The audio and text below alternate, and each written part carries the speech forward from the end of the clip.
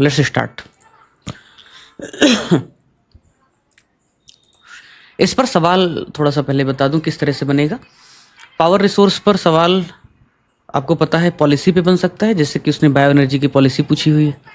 दूसरा सवाल बन सकता है रिन्यूएबल एनर्जी पर, और तीसरा सवाल बन सकता है इंफ्रास्ट्रक्चर, स्पेशली जो पावर इंफ्रास्ट्रक्चर है उनकी क्या इशूज हैं और वे फॉरवर्ड। 3-4 टाइप के सवाल बनेंगे। जैसा भी बनेगा सब कुछ कवर है कॉम्प्रिहेंसिव कंटेंट में।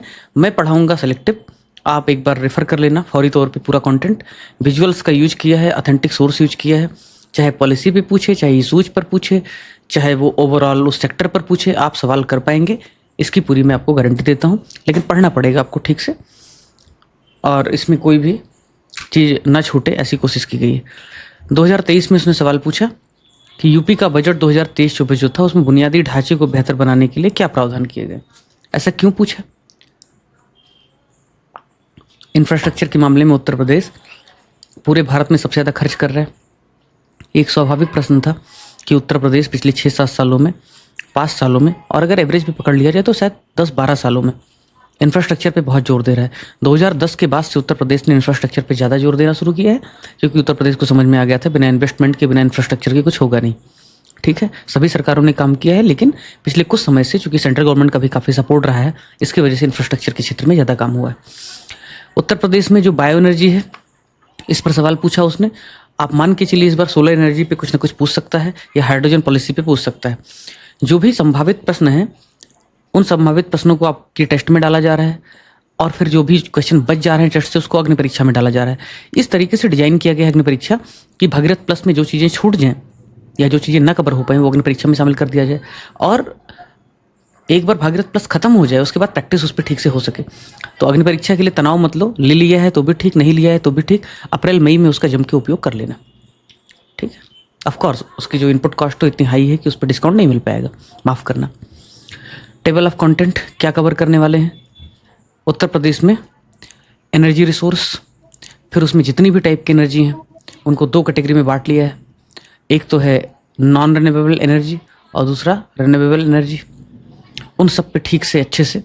फिर उत्तर प्रदेश में इंफ्रास्ट्रक्चर मैंने बोला था फैकल्टी को कि 2 तरीके से उसको बांटो, लेकिन वो उसने बहुत कोशिश की लेकिन कर नहीं पाया। हालांकि स्क्रीन नहीं शेयर हो रही है।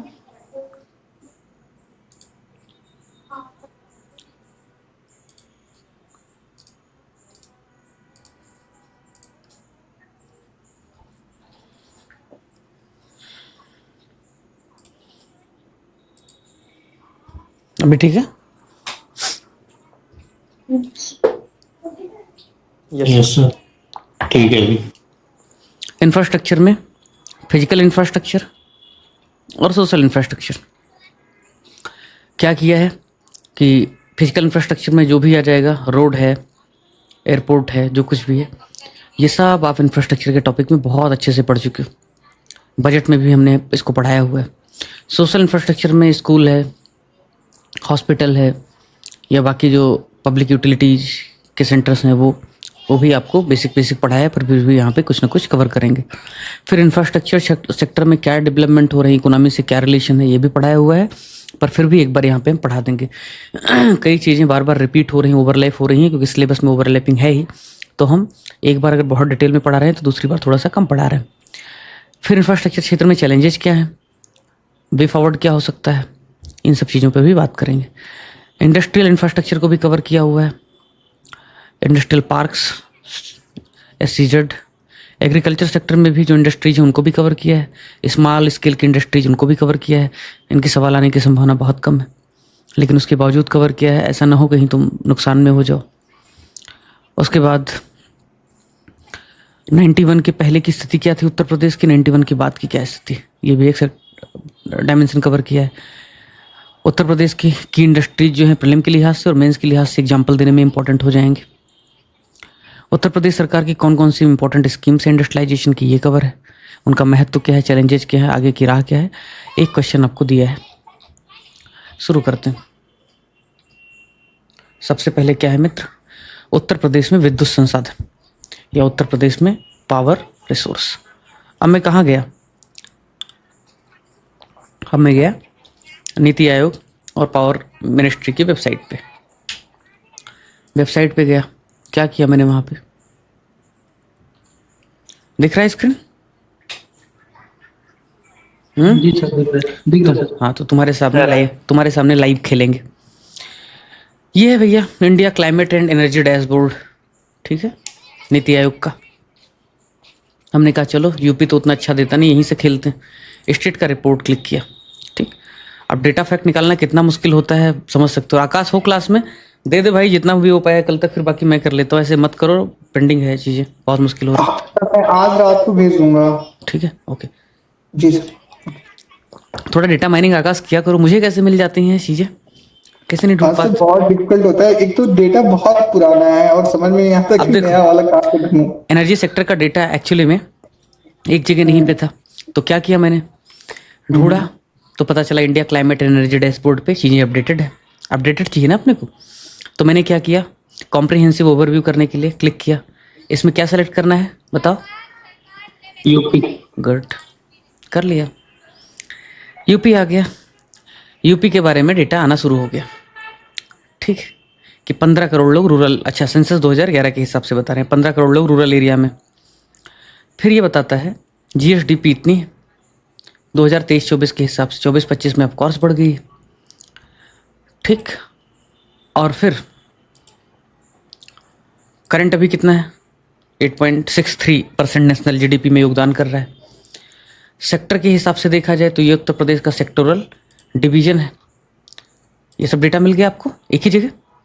अब देखो यहाँ पे पावर डेटा क्या दे रहा है, वो पावर डेटा दे रहा है 2024-25 का, जो काफ़ी अपडेटेड है, सबसे लेटेस्ट। तो क्या कह रहा है मित्र, बायो एनर्जी कितनी है उत्तर प्रदेश में, 6%। कितना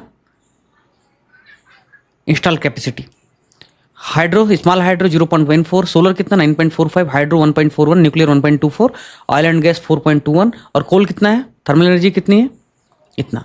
और ये पावर जनरेशन, ये इंस्टॉल्ड कैपेसिटी, ये जनरेशन, ठीक है।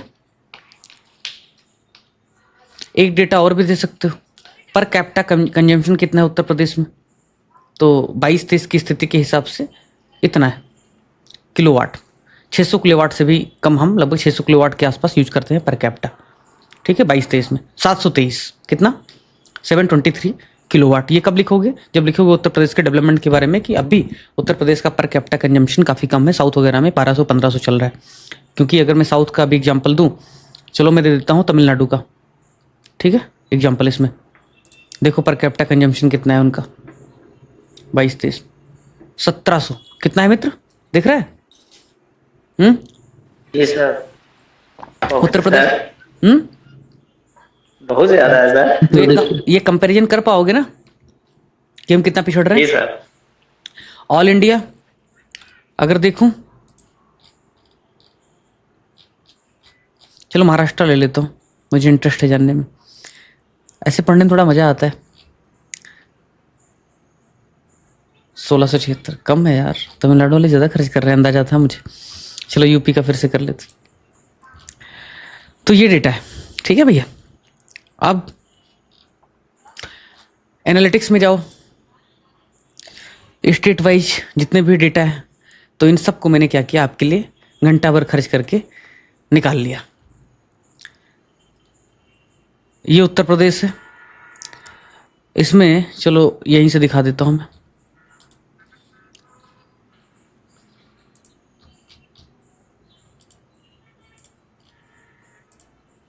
यहाँ देखो,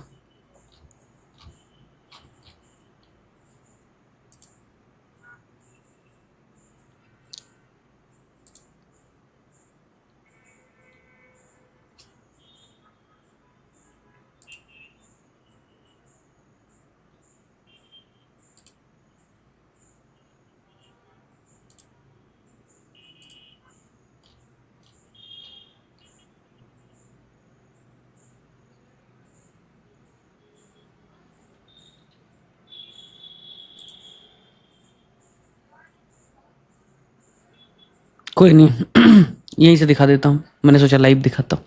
उत्तर प्रदेश की स्थिति ऐसी है मित्र, यहाँ मैंने सेलेक्ट किया कि ऑपरेशनल और पाइपलाइन में जो भी प्रोजेक्ट हैं उनको मिला करके अगर देखा जाए तो कुल कैपेसिटी कितनी है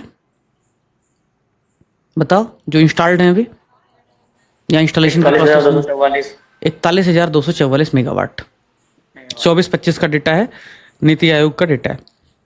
ठीक, ये डेटा ध्यान में रहेगा ना। आकाश, इन सब चीजों को शामिल कर लेना एनर्जी वाले सेक्टर में, ठीक है? जी सर। ठीक, अब आओ आगे देखो। ये उत्तर प्रदेश का जो डेटा है, उत्तर प्रदेश के बारे में बता ही दिया आपको कितना कितना कंट्रीब्यूशन है। और मेरा डेटा नहीं, नीति आयोग का डेटा है, अपडेटेड डेटा है। इलेक्ट्रिसिटी कंजम्पशन की जहां तक बात की जाए, सबसे ज्यादा कंजम्पशन कहाँ होता है इलेक्ट्रिसिटी का उत्तर प्रदेश में? बताओ, चलो बोलो। डोमेस्टिक एग्रीकल्चर, हाँ, एग्री, अदर्स डोमेस्टिक, और डोमेस्टिक में सबसे ज्यादा 41%। कितना? 41%। एग्रीकल्चर में कितना? 16.5। इंडस्ट्री में उसके बाद। एक काम करो, एक प्रीलिम का क्वेश्चन इस पे फ्रेम कर देता हूँ, ठीक है? मजा आएगा ना इसमें? ठीक है, तो ये क्रम से लगाने के लिए। हाँ, ठीक है ना? तो कैसे इसको आंसर में यूज करोगे? बताओ बताओ, कैसे यूज करोगे आंसर में? कैसे यूज करोगे? सब पब्लिक सर्विस पे कोई क्वेश्चन आएगा तो उसमें लिखेंगे कि हम कितना कम कंज्यूम करते हैं। इसको तब यूज करोगे, इंडस्ट्रियलाइजेशन की स्थिति उत्तर प्रदेश में बहुत खराब है। उत्तर प्रदेश में डीप इंडस्ट्रियलाइजेशन नहीं हुआ है, जो एक टॉपिक ही भी पढ़ाएंगे, डीप इंडस्ट्रियलाइजेशन नहीं हुआ है। तब जब डीप इंडस्ट्रियलाइजेशन नहीं हुआ है, उत्तर प्रदेश बहुत पिछड़ा है औद्योगिक रूप से, तब वहाँ दिखाओगे कि अब भी उत्तर प्रदेश में सिर्फ 12% बिजली खाली इंडस्ट्री को जाती है। इसका मतलब ये है इंडस्ट्री में उतनी ज़्यादा है नहीं ये डिमांड। बात समझ रहे हो ना? एग्रीकल्चर उससे ज़्यादा खर्च कर रहा है। Getting my point? और एक दूसरा तरीका क्या है यूज करने का, जब एग्रीकल्चर सेक्टर में इरिगेशन वगैरह की बात करोगे तब कहोगे कि एग्रीकल्चर में 16% बिजली जाती है। अगर सोलर पंप वगैरह दे दिया जाए तो ये बिजली बचेगी कि नहीं बचेगी? बोलो। हाँ, तो ये बिजली यहाँ आ सकती है, यहाँ आ सकती है, यहाँ डेफिसिट चल रहा है। हाँ, डेटा आता है ना यूज करना। कर लेंगे सर। हाँ, कर लेना। अब देखो भाई, आगे जो है नॉन रिन्यूएबल जो एनर्जी है उनके बारे में थोड़ी सी बातें। कोयले से कितना बिजली बनता है उत्तर प्रदेश में? ये देख लेना, ऊपर डेटा लिखा हुआ है। उत्तर प्रदेश में पेट्रोलियम है नहीं पर खर्च करता है। नेचुरल गैस बहुत लिमिटेड है। न्यूक्लियर एनर्जी के बारे में जब बात की जाए तो एक ही सेंटर है हमारे पास, नरोरा का, और ललितपुर के आसपास यूरेनियम थोड़ा मिलता है। ललितपुर में ही मिलता है ना यूरेनियम? जी सर। हाँ, ठीक है। तो बस इतना सा है बेसिक इसका। अब असली खेल कहाँ होने वाला है? नॉन कन्वेंशनल या रिन्यूएबल एनर्जी में। नॉन कन्वेंशनल या रिन्यूएबल एनर्जी में आप जानते हो बायोमास वाला एनर्जी, हाइड्रो पावर की एनर्जी, इसमें भी large hydro power, small hydro power आपको पता है कैसे कैसे, wind energy, solar energy, geothermal energy. आइए देखते हैं। इन्वेस्ट यूपी की साइट पे एक मुझे बहुत अच्छा कंपैरिजन मिला। क्या कंपैरिजन मिला? कंपैरिजन मिला कि किस तरीके से उत्तर प्रदेश और government of India, Uttar Pradesh और गवर्नमेंट ऑफ इंडिया की जो पावर कंजम्पशन या पावर को लेकर के जो पॉलिसी, इलेक्ट्रिसिटी को लेकर के जो रिफॉर्म्स हैं वो दिखाए गए। तो GS3 में ये यूज कर लेना, GS3 में इसका और इसका कंट्रास्ट दिखा देना। बात समझ में आ रहा है? इसको हिंदी में भी लिख दिया है, मतलब वही ट्रांसलेटेड कर दिया है, मतलब उसी का राइट क्लिक करके, तो हिंदी में भी है। कैसे करोगे? 100% FDI है। जब GS3 में यूज करना तो 100% FDI इलेक्ट्रिक सेक्टर में, इलेक्ट्रिसिटी सेक्टर में। बात समझ रहे हो? और वो भी ऑटोमेटिक रूट्स। दूसरा, इंडिया दुनिया का 3rd largest energy consuming country है, ये पता है? इंडिया पूरी दुनिया में 4था सबसे बड़ा रिन्यूएबल एनर्जी इंस्टॉल्ड कैपेसिटी के मामले में, हाइड्रो वगैरह लेकर के। क्योंकि हाइड्रो में, लार्ज हाइड्रो को अभी किस में डाला उन्होंने? रिन्यूएबल में। कब डाला बताओ? लार्ज हाइड्रो प्रोजेक्ट को रिन्यूएबल में कब डाला उन्होंने? लास्ट ईयर ही शायद। लास्ट ईयर है, उसके लास्ट ईयर जब हमने नेट न्यूट्रलिटी का टारगेट रखा था उसके बाद। तो लार्ज हाइड्रो को मिला करके भी पूरी दुनिया में 4थे नंबर पर हम हैं रिन्यूएबल एनर्जी या हरित ऊर्जा या नवीकरणीय ऊर्जा के इंस्टॉलेशन के मामले में, इंस्टॉल्ड कैपेसिटी के मामले में। एक तो ये डेटा हो गया। दूसरा, अगला मतलब, और ये ग्लोबल स्टेटस रिपोर्ट वगैरह का जिक्र कर देना कि ऐसा वो कहते हैं डेटा का सोर्स। फिर पिछले 8.5 साल में इंडिया का जो रिन्यूएबल एनर्जी है या नॉन फॉसिल फ्यूल की जो कैपेसिटी है वो लगभग 4 गुना बढ़ गई। कितनी बढ़ गई है? 4 गुना बढ़ गई। तो ये आप यूज कर सकते। उत्तर प्रदेश की जहां तक बात करें तो उत्तर प्रदेश की जो इलेक्ट्रिसिटी जनरेशन की जो कैपेसिटी है वो कितना हो जाएगा? 40,000 मेगावाट। कितना? 40,000 मेगावाट। कब तक? 2028 तक। ये जनरेशन की बात कर रहा है, इंस्टॉल्ड कैपेसिटी की बात नहीं कर रहा है। इंस्टॉल्ड कैपेसिटी में या पाइपलाइन में अगर देखा जाए, ये देखो यहां पे, ये डेटा दिख रहा है तुमको? Yes sir. अगर इसमें इंस्टॉल्ड और पाइपलाइन में, यानी कि जो चल रहा है और जो चालू हो सकता है, इन दोनों को अगर माना जाए तो 41,000 आ रहा है। अभी पाइपलाइन वाला हटा दो तो ये पहुंच जाएगा लगभग 30,000 के आसपास। ठीक है, दिख रहा होगा साइड।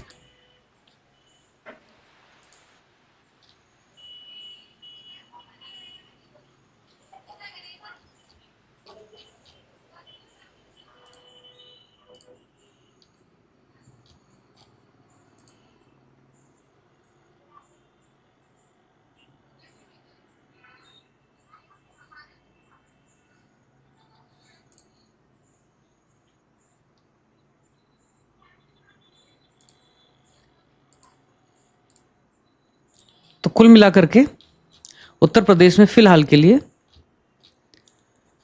30,000 मेगावाट ऑपरेशनल है। कितना ऑपरेशनल है? 30,000 मेगावाट। और लगभग 10,000 ही मेगावाट कितना है पाइपलाइन में है जो बन रहा है। 2028 तक टोटल कितना जनरेशन होने लगेगा? 40,000 मेगावाट। कितना? 40,000 मेगावाट।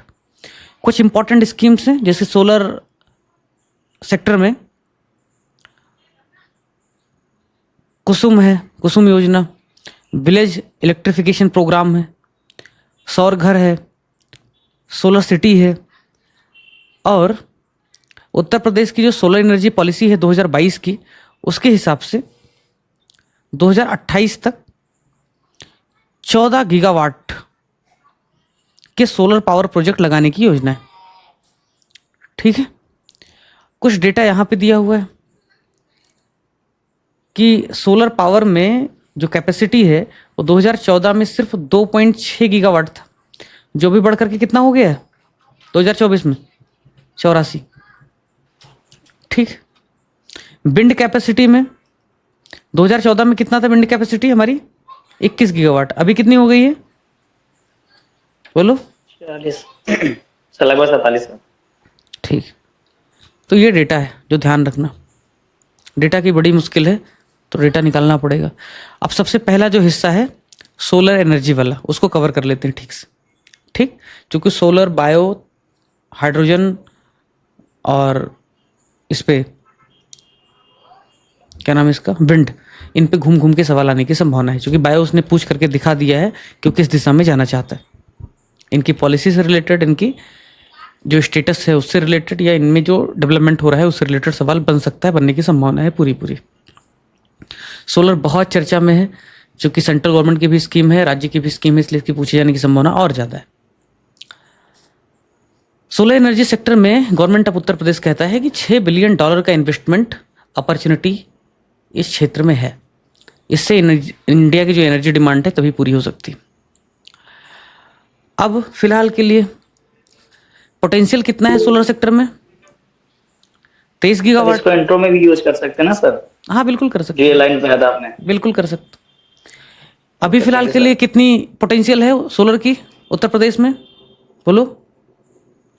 1 गीगावाट। और कितना इंस्टॉल्ड कैपेसिटी है? लगभग 2,632 मेगावाट। और ये सरकार की अपनी, 2.6। ये उत्तर प्रदेश सरकार की खुद की अपनी ऑफिशियल डेटा है। अब मुझे नहीं पता है कम है ज़्यादा है, देख लेना तुम लोग। ठीक है, पीएम कुसुम के तहत कितना जोड़ने की इनकी योजना है? 2,000 मेगावाट और एक्स्ट्रा। अगले 5 वर्षों में कितना करेंगे ये लोग? 22,000 मेगावाट। कितना? 22 वही मतलब 2027 तक। हाँ, म्यूट कर लो यार जो म्यूट ना हो। उत्तर प्रदेश के पास क्या एडवांटेज है? पहला एडवांटेज, उत्तर प्रदेश का टारगेट ही बहुत महत्वाकांक्षी है, 41,000 मेगावाट 2028 तक का लक्ष्य, ठीक, जिसमें से 30,000 ऑपरेशनल है। कुछ स्कीम्स हैं जो ऑलरेडी चल रही है उत्तर प्रदेश में, इनिशिएटिव लिए गए हैं कुछ कुछ, जैसे कि इंटरेस्ट और कैपिटल सबवेंशन दिया जा रहा है जो प्रोजेक्ट लगा रहे हैं पीपीपी मोड में। दूसरा, रूफटॉप सोलर के लिए उत्तर प्रदेश सरकार काम कर रही है। तीसरा, सोलर सिटी उत्तर प्रदेश सरकार डिक्लेयर कर रही है और उनको ग्रिड से जोड़ रही है, नेट मीटरिंग कर रही है। ग्रिड मतलब आपको पता है, नेट मीटरिंग पता है, बताने की जरूरत नहीं मुझे। ग्रिड का मतलब सिंपल है भाई, जो बिजली आप बना रहे हो और पावर लाइन जा रही है सप्लाई के लिए, जो भी डिमांड सप्लाई के लिए ग्रिड है जिसमें से पावर ट्रेवल कर रही है, उसमें आप जो ऊर्जा उत्पादित कर रहे हैं वो भी वहाँ पे शामिल हो सके, देश के और राज्य के ग्रिड के साथ कनेक्ट हो सके। नेट मीटरिंग का मतलब ऐसे है कि मैंने मान लो 100 यूनिट सोलर उत्पादन किया एनर्जी का, और मेरी जो एनर्जी कंजम्पशन की जो लिमिट है वो है 70, यानी 70 यूनिट ही मैं एनर्जी खर्च करता हूँ, 100 क्या करता हूँ, उत्पादन करता हूँ, तो 30 बच गया। तो ये 30 अगर नेट मीटरिंग है तो ग्रिड में चली जाएगी, हमें पैसा उसका मिल जाएगा। एक दूसरा इसको समझाने का तरीका है कि मान लो किसी महीने में आपका कंजम्पशन 120 हो गया और आप 100 ही उत्पादन कर रहे हैं, तो 20 आपने समझ लो कि सरकार से लिया, उसका आपको पैसा देना पड़ेगा, ठीक। यानी कि जितना आपने खर्च किया और जितना आपने उत्पादन किया उसका जो सम होगा, नेट होगा, वो आपको पे करना पड़ेगा, या आपको वापस मिल जाएगा। सोलर एनर्जी सेक्टर में कुछ और बातें। पहला, उत्तर प्रदेश सरकार क्या कर रही है, बहुत सारी इंटरवेंशंस, बहुत सारी योजनाएं ला रही हैं ताकि सोलर एनर्जी सेक्टर को बहुत तेज़ी से रिन्यूएबल एनर्जी में इसका प्रमुख हिस्सा बनाया जा सके और एनर्जी जो डिमांड है उत्तर प्रदेश की, या एनर्जी जो सिक्योरिटी है, उसके लक्ष्य को पूरा किया जा सके। इसने क्या किया, ग्रीन एनर्जी कॉरिडोर बनाया। क्या बनाया? ग्रीन एनर्जी कॉरिडोर, जो भी बन रहा है एग्जैक्टली कहाँ बन रहा है? बुंदेलखंड रीजन में। कहाँ बन रहा है? कितनी कैपेसिटी है? 4,000 मेगावाट की। इसको कहाँ लिखोगे? पहला, बुंदेलखंड एरिया का जब डेवलपमेंट की बात आएगी वहाँ लिखोगे, रिन्यूएबल एनर्जी की बात आएगी वहाँ लिखोगे, उत्तर प्रदेश में किस तरह से एनर्जी सेक्टर में इन्वेस्टमेंट किया गया है वहाँ लिखोगे, रीजनल डेवलपमेंट पे उत्तर प्रदेश क्या काम कर रहा है वहाँ लिखोगे। बात समझ रहे हो ना? हाँ, यस सर। और कैप्टिव कंजम्पशन बाय इंडस्ट्रीज, इसका मतलब क्या है? और एक टर्म यूज किया है प्लग एंड प्ले, तो मैंने यहां डाल दिया प्लग एंड प्ले, क्योंकि इसको लिख के आना, प्लग एंड प्ले। चलो बताओ, प्लग एंड प्ले का मतलब, चलिए बोलिए। सर इसका मतलब ये है कि आपको सारी सुविधाएं दी जाएंगी, आप आइए, काम करिए और जाइए। हाँ, सिंपल है, आपने बिजली के सॉकेट में प्लग लगाया, ठीक है, और बिजली की उत्पादन चालू, ठीक है। यानी कि सब कुछ आपको फैसिलिटी मिलेगी। लैंड पूल पहले से क्रिएट किया है सरकार ने, आपको आना है बस अपनी फैक्ट्री वहाँ पे लगानी शुरू कर देनी। सरकार ने पहले ही टेक्नोलॉजी वगैरह डेवलप करके रखी है, आना है यूज करना शुरू कर देना है। सरकार ने पहले ही आपके लिए थोड़े बहुत फंड के, थोड़े बहुत कैपिटल सबवेंशन की व्यवस्था करके रखी, कुछ पैसे लेके आना है, शुरू कर देना है। बात समझ रहे हो ना? तो प्लग एंड प्ले एक रेडीमेड व्यवस्था है, पहले से ही उपलब्ध व्यवस्था है, जिसके बाद जो प्राइवेट प्लेयर्स हैं उनको बस उद्योग लगाने की देरी है, उद्योग लगाते ही उनका उत्पादन शुरू हो जाए। इससे फ़ायदा क्या होगा? अगर पूछ ही ले प्लग एंड प्ले का फ़ायदा क्या है, ये आपको सजेशन में ही लिखना है कि प्लग एंड प्ले मॉडल को अपनाया जा सकता है, जिससे कि नंबर 1, समय कम बचेगा, 10 साल तक प्रोजेक्ट असेसमेंट नहीं होगा, 10 साल तक प्रोजेक्ट में देरी नहीं होगी, असेसमेंट रिपोर्ट नहीं बनेंगे, तो समय में बचत होगी, समय की बचत होगी। दूसरा क्या होगा? कॉस्ट कम हो जाएगा, कॉस्ट कटिंग होगी सर। तीसरा क्या होगा? जो ब्यूरोक्रेटिक अप्रोच रोजगार हो है, जाने। ब्यूरोक्रेटिक जो अप्रोच है, जस्ट एक सेकंड आया,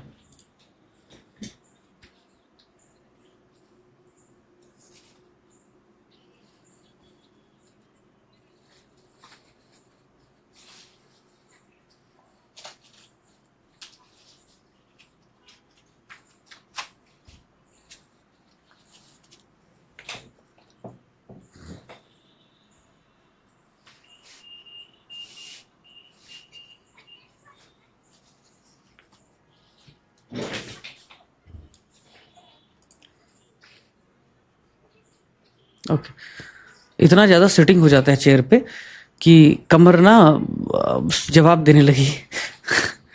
तो ऐसे तो कॉस्ट बचेगा, और क्या होगा, समय बचेगा, और क्या होगा, टेक्नोलॉजी में बेहतर तरीके से डेवलपमेंट किया जा सकेगा। कुछ सरकार के पास टेक्नोलॉजी है, कुछ प्राइवेट प्लेयर्स के पास है, दोनों का यूज करके सरकार क्या करेगी, प्राइवेट प्लेयर को इंक्यूबेट करेगी कि आप जो है तेजी के साथ अपने इंडस्ट्रियल जो डेवलपमेंट है उनको चालू कर सके।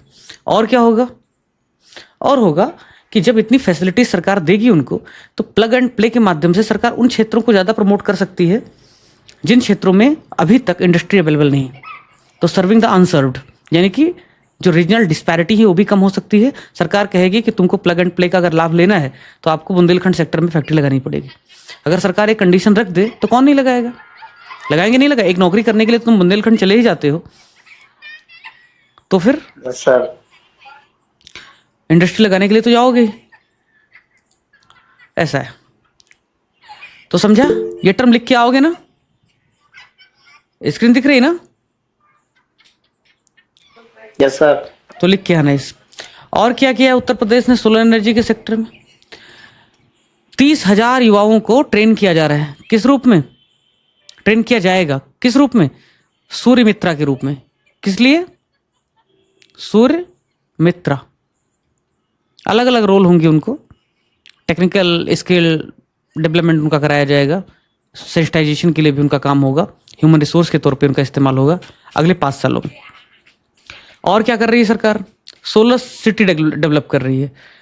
सोलर सिटी, कितने सोलर सिटी टारगेट किया उत्तर प्रदेश सरकार ने, 18 सिटी। पहला कौन सा है, Ayodhya, Ayodhya model city. Solar energy policy लेके आई है उत्तर प्रदेश, कब लाई है, 2022 में। मैंने कहा है कि सारी पॉलिसीज आपको हम एक जगह पर उपलब्ध कराएंगे। रजत ने सारी पॉलिसीज, 32 पॉलिसीज टोटल हैं, दे दिया है मुझे। अब मेरा काम क्या है, उन पॉलिसी को रिव्यू करना। ऑफकोर्स मैं पॉलिसी रिव्यू करने वाला नहीं हूँ, वो तो गवर्नमेंट के लोग करेंगे, मतलब वो जो उसने उपलब्ध कराया है वो रिव्यू करूंगा। और ओरिजिनल जो पॉलिसी है उत्तर प्रदेश सरकार की, उसके कुछ इंपॉर्टेंट पॉइंट उसमें शामिल करके आपको रेडीमेड दे दूंगा। प्रोसेस में हर चीज़ एक दिन में नहीं हो पाएगा, बट पैरेलल कई काम चल रहे हैं। मॉडल आंसर का भी काम हम शुरू कराना चाहते हैं, उसके लिए हम फैकल्टी की तलाश में है अच्छी, जो मॉडल आंसर बना सके। तो अगर सब कुछ अच्छा रहा तो अप्रैल लास्ट तक आपको मॉडल आंसर मिल जाएंगे सभी पेपर्स के। तो उत्तर प्रदेश सरकार जो है, और ऑफकोर्स फ्री ही मिलेंगे आप लोगों को। सोलर एनर्जी जो पॉलिसी है 2022 की, उसमें जो टारगेट है वो क्या है, टारगेट भाई 2026-27 मतलब अगले 5 साल में कितने मेगावाट का टारगेट अचीव करना, 22,000। 5,000 मेगावाट। अब आओ विंड एनर्जी की तरफ। विंड एनर्जी में आपको मैंने अभी पढ़ाया था, बताओ कब पढ़ाया था। उत्तर प्रदेश के जो एनर्जी रिसोर्सेस हैं उसमें विंड था या नहीं था, था ना। Yes sir. हाँ सर। तो फिर से वही पढ़ाना जरूरी है क्या, कर लोगे वहां से। No sir. Yes sir. ठीक। बायो एनर्जी जिस पे सवाल पूछा गया है, बहुत सुंदर एक डेटा मिला मुझे, मजा आ गया देख के, अच्छा भी लगा उत्तर प्रदेश से होने के नाते, कि गैर बगास जो जनरेशन प्लांट है उसकी टोटल कैपेसिटी भारत में कितनी है, बोलो। आकाश से आकाश ध्यान रखो, डेटा यूज कर लेना भैया। 10,225 मेगावाट। उसमें यूपी और महाराष्ट्र का मिल करके, दोनों स्टेट का मिला के हिस्सेदारी कितनी है, 40%। कुछ समझ में आया कितना आगे हैं हम लोग। और मजे की बात क्या है भाई, कि उत्तर प्रदेश, अभी मैंने डेटा देखने की कोशिश की पर मिला नहीं, चूंकि ये 1 साल पहले का डेटा है, 2 साल पहले का डेटा है, उसके बाद वो एग्जैक्ट डेटा मिला नहीं। पर उस समय तक स्थिति, लास्ट ईयर तक स्थिति क्या थी कि 21% हिस्सेदारी किसकी है, गैर बगास जनरेशन प्लांट में जो 10,000 मेगावाट है, इसमें 21% की हिस्सेदारी किसकी है, यूपी की। और महाराष्ट्र की हिस्सेदारी कितनी है, 24%। तो ये बहुत बड़ी बात, ठीक है। अब देखो यहां पे क्या देखोगे, इसी बायो एनर्जी के लिए ही पेट्रोलियम मिनिस्ट्री क्या कर रही है।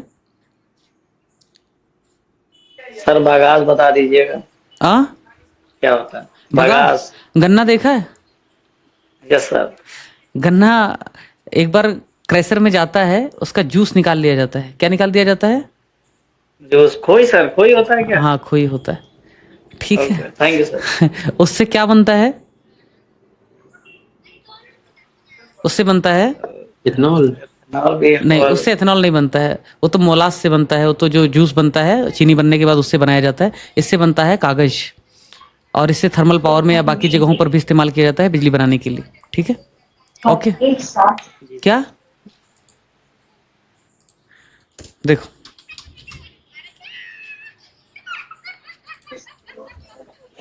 ये है बगास। ठीक है। सर मुजफ्फरनगर शामली की तरफ ढेर लगे रहते हैं इनके शुगर केन इंडस्ट्री उधर। अच्छा, तो देख भैया डेटा उत्तर प्रदेश के बारे में जो डेटा है वो दिखा दे रहा हूँ। जो उत्तर प्रदेश के बारे में लाइन लिखी है गवर्नमेंट ऑफ इंडिया ने, वो दिखा दे रहा हूँ। एक तो सतत जो इनिशिएटिव है ताकि जो है रिन्यूएबल एनर्जी के माध्यम से ट्रांसपोर्टेशन सुनिश्चित हो सके, वो तो है ही 2018 से, बायो एनर्जी, बायो सीएनजी वगैरह से। दूसरा क्या है, गोवर्धन स्कीम चल रहा है। किसका चल रहा है? कौन सी मिनिस्ट्री का? Department of drinking water and sanitation. Ministry of जल शक्ति। ऐसा मत कर देना गोवर्धन स्कीम रिन्यूएबल एनर्जी या पेट्रोलियम एनर्जी की। ठीक है। उसके अलावा क्या है? समर्थ मिशन है। क्या है भाई? ये सब एग्जाम्पल में यूज करोगे तो अच्छा रहेगा। फिर जो एक पॉइंट दिया हुआ है नीचे कि पर्यावरण, वन और जलवायु मंत्रालय के द्वारा जो एनसीआर रीजन, उस रीजन में पंजाब, हरियाणा, राजस्थान और उत्तर प्रदेश के जो जिले एनसीआर रीजन में, वहां पे बायोमास प्लांट लगाए जा रहे हैं। क्या लगाए जा रहे हैं? क्या लगाए जा रहे हैं? Biomass plant. इसका दो उद्देश्य। पहला उद्देश्य, एनसीआर रीजन में बहुत पोल्यूशन होता है, स्पेशली ठंडी के महीने में बहुत ज़्यादा पोल्यूशन बढ़ जाता है। तो अगर आप बायोमास प्लांट लगाएंगे तो जो पराली है वो पराली किसान जलाने की बजाय ट्रकों में भर करके प्लांट को देंगे, जिससे वहाँ पे बायो एनर्जी डेवलप हो पाएगा, तो पोल्यूशन कम हो गया। तो ये कहाँ पे लिखोगे बायोमास प्लांट वाला विकल्प? ये लिखोगे जहाँ पे एनवायरमेंटल पोल्यूशन को दूर करने के लिए आपको मेजर्स बताने। बात समझ में आ रहा है? और लिख देना कि भारत सरकार, उत्तर प्रदेश सरकार मिल करके एनसीआर रीजन में, उत्तर प्रदेश के जिलों में बायोमास प्लांट लगा रहे हैं। दूसरा, रिन्यूएबल एनर्जी ज़्यादा डेवलप हो सके, इसके लिए भी इसको प्रमोट किया जा रहा है। तो इसके एक तीर से दो शिकार। इसको आप यूज कर लेना एनवायरनमेंट वाले सेक्टर में, पोल्यूशन जहाँ पे है दूर करने के उपाय जहाँ बताने हैं, और यहाँ पे भी यूज कर लेना कहाँ पे, उत्तर प्रदेश बायो एनर्जी के लिए क्या कर रही है। ठीक है, कर लोगे ना? और ये डेटा दे देना, कुछ स्कीम के नाम बता देना। इसके बाद कुछ बचेगा? ये देखो, बायो एनर्जी प्रोग्राम कुछ चल रहे उत्तर प्रदेश के और भारत सरकार के। National biogas fertilizer management programme, biogas based power generation programme, bagasse based cogeneration project in sugar mills, power project biomass sector में, और industrial waste based power project. अब थर्मल एनर्जी, लीस्ट सिग्निफिकेंस इसका है। कैसे होता है आपको पता है? पूछेगा नहीं, है ही नहीं जब ज़्यादा खास। तो टाइडल एनर्जी है ही नहीं उत्तर प्रदेश में। पावर रिसोर्स उत्तर प्रदेश में पहली बार उत्तर प्रदेश विद्युत सुधार अधिनियम 1999 लाया गया, जो 2000 में लागू किया गया। इसका लक्ष्य क्या था? वही सारे लक्ष्य थे। किस तरीके से पावर सेक्टर में रिफॉर्म लाया जाए, किस तरीके से पावर सेक्टर में जनरेशन और इंस्टॉल्ड कैपेसिटी बढ़ाई जाए, किस तरीके से सबको पर कैपिटा जो कंजम्पशन है उसको बढ़ाया जाए, इंडस्ट्री से लेकर के एग्रीकल्चर तक पावर ठीक से उपलब्ध कराया जाए। तो वही बेसिक बातें थी, उसको लिखने की कोई ज़रूरत नहीं, आप कर लीजिएगा। ठीक है। कुछ थर्मल पावर स्टेशन है, प्रीलिम के लिए इंपॉर्टेंट हो सकता है, मेंस के लिए अगर थर्मल पे सीधा सवाल आ जाए तो एक दो एग्जाम्पल डाल देना, अदरवाइज इसकी कोई ज़रूरत नहीं। कुछ हाइड्रो पावर प्रोजेक्ट है उत्तर प्रदेश में, अगर क्वेश्चन आ जाए मेंस में तो सीधा नहीं आएगा, बट फिर भी कुछ एग्जाम्पल डाल देना कि उत्तर प्रदेश की जो कैपेसिटी है, इंस्टॉल्ड कैपेसिटी, उसमें कुछ प्रमुख हाइड्रो पावर प्रोजेक्ट हैं जिसमें रिहंद का नाम ले लेना, ओबरा का नाम ले लेना, बस इतना काफ़ी। और पावर सप्लाई की जो सिचुएशन है उत्तर प्रदेश की, उसमें डेटा आपको हमने कुछ कुछ बता दिया है, कुछ कुछ डेटा आप यहाँ से रेफर कर लेना, ठीक है।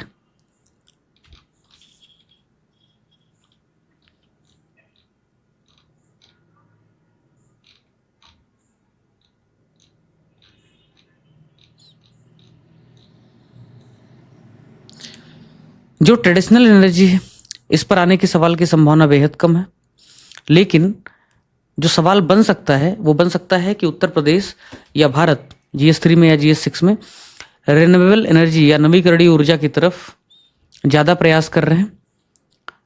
इसके पीछे के निहितार्थों को समझाइए। या पारंपरिक ऊर्जा स्रोत अब व्यवहारिक नहीं है, इसके कारणों की पहचान करते हुए रिन्यूएबल एनर्जी की दिशा में किए गए प्रगति का मूल्यांकन कीजिए। इस तरीके से सवाल बन सकता है। तो आपको बस थर्मल एनर्जी या ट्रेडिशनल जो एनर्जी है उनकी 4-5 बुराइयां पता होनी चाहिए, 4-5 कमियां पता होनी चाहिए, इतना काफ़ी, ठीक। देखो, पहला, ग्रीन हाउस गैसेस का इमिशन बहुत होता है ट्रेडिशनल एनर्जी से, ठीक। कहता है कि भाई जो ट्रेडिशनल एनर्जी है उसमें जो फॉसिल फ्यूल वगैरह को जला करके जो एनर्जी बनाया जाता है उसकी मात्रा इतनी ज़्यादा है कि 75% जो global green house gas emission है वो फॉसिल फ्यूल की वजह से ही होता है, फिर चाहे वो ट्रांसपोर्टेशन सेक्टर में हो चाहे एनर्जी सेक्टर में हो। दूसरा, एयर पोल्यूशन बहुत ज़्यादा होता है। ग्रीन हाउस गैस तो एमिशन हो ही रहा है, एयर पोल्यूशन भी इसकी वजह से बहुत ज़्यादा हो रहा है। थर्मल पावर स्टेशन से जो फाइन पार्टिकल निकलते हैं उसकी वजह से PM 2.5 और PM 10 की मात्रा बढ़ जा रही है, जिससे कई लोगों की डेथ हो रही है। 4.2 मिलियन लोग दुनिया भर में डेथ हो जा रही है। लैंसेट वगैरह हर साल रिपोर्ट जारी करते रहते हैं, इनका नाम कोट कर देना। सॉलिड वेस्ट डिस्पोजल नहीं हो पाता है। और अब आपने देखा होगा थर्मल पावर स्टेशन है कोई, वहाँ पे फ्लाई ऐश रहती है। महाराष्ट्र में मुझे याद नहीं कितने किलोमीटर का दायरा है, शायद वो भारत सरकार की ही पॉलिसी को फॉलो किया है कि कुछ एक पर्टिकुलर किलोमीटर के दायरे में अगर कोई सड़क बनती है तो मैंडेटरीली उनको फ्लाई ऐश यूज करना है। और जो ये थर्मल पावर स्टेशन वाले लोग हैं वो इस फ्लाई ऐश को सेफली उनको फ्री में सप्लाई करेंगे। प्लस इस फ्लाई ऐश का यूज कहाँ पे हो करने के लिए प्रोत्साहित कर रही हैं सरकारें? एग्रीकल्चर सेक्टर में, क्योंकि इसमें एल्यूमिनियम, इसमें कुछ इम्पॉर्टेंट तत्व ऐसे होते हैं जो एग्रीकल्चर के लिए, सॉइल के लिए कंपोस्ट का काम करते हैं, खाद का काम करते हैं। तो अगर इनको खेतों में डाल दिया जाए तो निश्चित तौर से इससे खेती में फ़ायदा हो सकता है। हालांकि नुकसान भी है कि अगर वो रन ऑफ के माध्यम से बह जाए तो वाटर पोल्यूशन भी हो सकता है। इनको जो बड़ी बड़ी माइनिंग साइट्स हैं वहाँ पे डंप किया जाता है उनको भरने के लिए भी। फ्लाई ऐश का यूज कंस्ट्रक्शन में बहुत अच्छा हो रहा है। बहुत पहले, 10 साल पहले के आसपास, मैं अपने एक मित्र के घर पे गया हुआ था जिनका पूरा घर फ्लाई ऐश की ईंटों से बना हुआ था। अब तो सब लोग बनवा रहे हैं, लेकिन उस समय मेरे लिए, चूंकि मैं उतना जानता नहीं था, मेरे लिए बहुत आश्चर्य का विषय था। इतने बड़े बड़े ईंट ऐसे हाथ से मार के उड़ा दो और उसकी मजबूती नॉर्मल ईंटों की तुलना में कहीं ज़्यादा थी। तो जो फ्लाई ऐश है वो भी एक सॉलिड वेस्ट है, उसका डिस्पोजल नहीं हो पा रहा है ठीक से।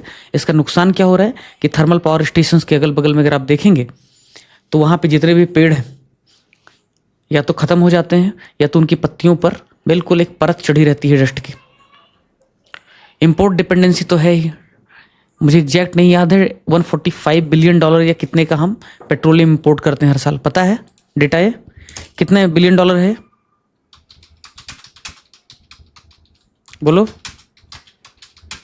नहीं पता सर। तो किसे पता रहेगा? $132 बिलियन 2023-24 में था, मुझे 145 सूझ रहा था। तो देख ही लेते हैं क्या है। 140 मिलियन टन, 81 बिलियन,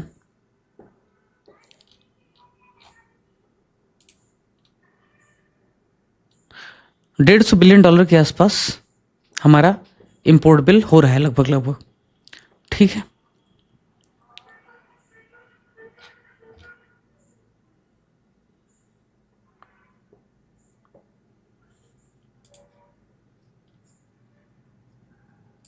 इस डाटा पे भरोसा नहीं कर सकते। $132 बिलियन 2023-24 में है, लेकिन फिर भी इसी के आसपास होगा।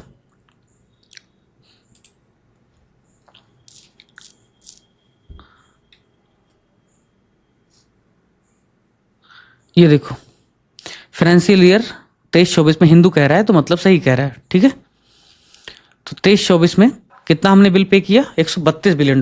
कितना? 132 बिलियन।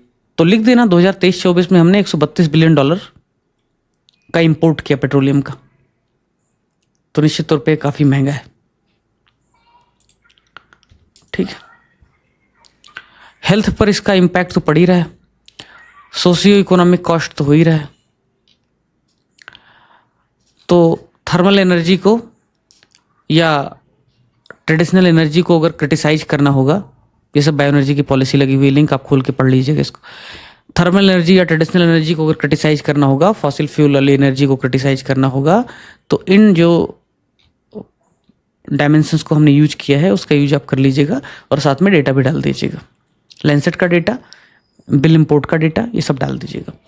अब जब हमने ट्रेडिशनल एनर्जी को ना कह दिया है, रिन्यूएबल एनर्जी को हमने अपना लिया है, उसमें हमने सोलर एनर्जी पढ़ लिया, बायो एनर्जी पढ़ लिया, विंड एनर्जी उस कल परसों पढ़ ही लिया था, ठीक है। तो इसके फायदे क्या क्या, इसके बेनिफिट क्या क्या सबको पता है, फिर भी देख लो क्या फायदे। देखो, ये कुछ डेटा दिया हुआ है कि सोशियो इकोनॉमिक बेनिफिट क्या क्या हैं रिन्यूएबल एनर्जी के। साल 2014 में लगभग 77 लाख लोग काम करते थे इस क्षेत्र में पूरी दुनिया में, और लगभग 10 बिलियन यूरो का फॉसिल फ्यूल कम खरीदा किसने? जर्मनी ने। $31 बिलियन के सोलर मैन्युफैक्चरिंग प्लांट बनाए चाइना ने। इसको कंपेयर करके आप यूज कर सकते हो कि इंडिया में जो टोटल इंस्टॉल्ड कैपेसिटी है सोलर सिस्टम की, सोलर पैनल की, उस चीन की तुलना में काफ़ी कम। जबकि हमारा जो टारगेट है उत्तर प्रदेश का अकेले अगले 5 साल में 22,000 मेगावाट का। पूरे भारत की बात की जाए तो चाइना की तुलना में ये 20% भी नहीं ठहरता। इसके पीछे कारण एक तो टेक्नोलॉजिकल जो चैलेंजेस हैं वो तो है ही हैं कि हमारे पास सोलर पैनल बनाने के या उसमें कम इनपुट कॉस्ट कैसे है उसको डेवलप करने के हमारे पास साधन नहीं है। दूसरा, इसका जो हार्डवेयर है वो भी हम 80% तक चाइना से इंपोर्ट करते हैं। और जिस तरीके से अमेरिका ने टैरिफ वार की धमकी दी है, चाइना टैरिफ ड्यूटी बढ़ा रहा है, हो सकता है कि अमेरिका से भी हम जो टैरिफ लगाते थे कि सोलर पैनल आपके यहाँ से नहीं लेंगे और उसमें टैरिफ लगाते थे, WTO में मामला गया हुआ था, अमेरिका में घसीट लेके गया था, हो सकता है कि अब हमें इसमें टैरिफ कम करना पड़े तो और डंपिंग हो सकती। इसके फायदे क्या क्या हैं? एनर्जी डाइवर्सिफिकेशन होता है, यानी कि सिर्फ आप थर्मल से, सिर्फ आप कोल से बिजली बना रहे हैं ऐसा नहीं होगा। दूसरा, सस्टेनेबल डेवलपमेंट के जो टारगेट्स हैं, SDG गोल कौन सा है बताओ क्लीन एनर्जी का? SDG गोल सूरज के 7 घोड़े, सूरज का 7वां घोड़ा नोबेल पढ़ा होगा तो वहां से आप 7 याद रख सकते हैं। और इक्विटेबल एनर्जी, सोशल जस्टिस भी इससे इंश्योर होती है, सभी को बिजली पहुंचती है। तो भारत में अभी जो पर कैपिटा कंजम्पशन है एनर्जी का वो काफ़ी कम है, ठीक है। आकाश देखना पर कैपिटा कंजम्पशन इंडिया का कितना है। उत्तर प्रदेश का तो पता है 700 किलोवाट है ना, इंडिया का देखना एक बार। इंपोर्ट डिपेंडेंसी को हम कम कर सकते हैं अगर लॉन्ग टर्म में देखा जाए, टेक्नोलॉजी डेवलपमेंट हो जाए ठीक से, इंफ्रास्ट्रक्चर डेवलपमेंट हो जाए तो ये काफ़ी चीप पड़ेगा। एक बार में 100 रुपये चार्जिंग के लगते हैं एक कार के, और लगभग 200 से 250 किलोमीटर जाती है। जबकि अगर यहीं पेट्रोल वगैरह डालोगे तो 100 रुपये में वो 25 किलोमीटर जाएगी, ठीक है। लेकिन इसके चैलेंजेस भी बहुत। क्या क्या चैलेंजेस? सोलर प्लांट लगाने के लिए या बायो प्लांट लगाने के लिए या फिर कुछ और रिन्यूएबल एनर्जी प्लांट लगाने के, चाहे विंड प्लांट ही क्यों ना हो, कॉस्ट बहुत ज़्यादा है, मेंटेनेंस की बहुत ज़रूरत पड़ती, और उसमें जो रिटर्न है बहुत लेट शुरू होता है। पता लगा कि सोलर प्लांट जब लगाया तब सोलर एनर्जी बहुत महंगी थी तो अडानी ने लगा लिया। 3 साल बाद सरकार सत्ता में आ गई केजरीवाल की, और उसने कह दिया नहीं नहीं हम तो बहुत सस्ता फ्री बिजली देने वाले हैं, और फिर सोलर कंपनियों को बोला कि तुम ना सस्ता सप्लाई करो हमें, तो उनका घाटा लग जाता है। ये पॉलिसी फ्लिप फ्लॉप की वजह से इन्वेस्टमेंट इस क्षेत्र में लोग करते नहीं। ठीक, केजरीवाल की वजह से गरीबों को थोड़ा बहुत फायदा हुआ होगा, लेकिन उसका नुकसान ये हुआ कि पूरे भारत में एक, ये तो डिबेट का विषय है कि सोशल जस्टिस वर्सेस डेवलपमेंट, लेकिन पूरे भारत में एक फ्रीबी का जो कल्चर आया वो देश की इकोनॉमी के लिए, लॉन्ग टर्म सस्टेनेबिलिटी के लिए बिल्कुल ठीक नहीं है, वो नहीं होना चाहिए। अगर आपको देना ही है तो कैपेसिटी बिल्डिंग करो, डायरेक्ट बेनिफिट आप उनको दे दो ना थोड़ा बहुत बिजली के लिए। ये क्या है कि सब कुछ फ्री में आप दे दोगे, सबको दे दोगे, सबको क्यों दे दोगे भाई, एक लिमिट तक भी क्यों दे दोगे? वो डिस्प्यूट का विषय है, डिबेट का विषय है, लेकिन फिर भी उसके बावजूद आप जो स्टैंड लोगे वही लोगे कि फिजिकल हेल्थ, जो नीति आयोग ने अभी इंडेक्स भी जारी किया, physical health index, physical health और सोशल जस्टिस में जो बैलेंस है वो होना चाहिए। आप GS 2 में भी लिखना, आप यहाँ पे GS 6 और 3 में भी लिखना। लैंड रिक्वायरमेंट ज़्यादा होती है कभी कभी, ये बात अलग है कि फ्लोटिंग सोलर प्लांट वगैरह की टेक्नोलॉजी हमने डेवलप कर ली है तो वहाँ पे ये काम कर सकते हैं। कई बार ज्योग्राफी के कंस्ट्रेंट होते हैं, ठंडी के महीने में बिजली ही नहीं बन रही है, पता लगेगा कि 4 मीटर पर सेकंड राहुल ने बताया था बिजली, हवा की स्पीड होनी चाहिए उतनी नहीं है तो बिजली ही नहीं बन रही है, ये भी प्रॉब्लम है। इकोलॉजिकल कंसिक्वेंसेस बहुत, कच्चे माल के लिए हम बहुत निर्भर हैं, 70% से ज़्यादा का कच्चा माल सोलर के लिए, सिलिकॉन वगैरह के लिए इंडिया कहाँ से लेता है? चाइना से। उत्तर प्रदेश सरकार की कुछ योजनाएं हैं, जैसे कि उत्तर प्रदेश सरकार ने नीति बनाई 2022 की सोलर एनर्जी के लिए।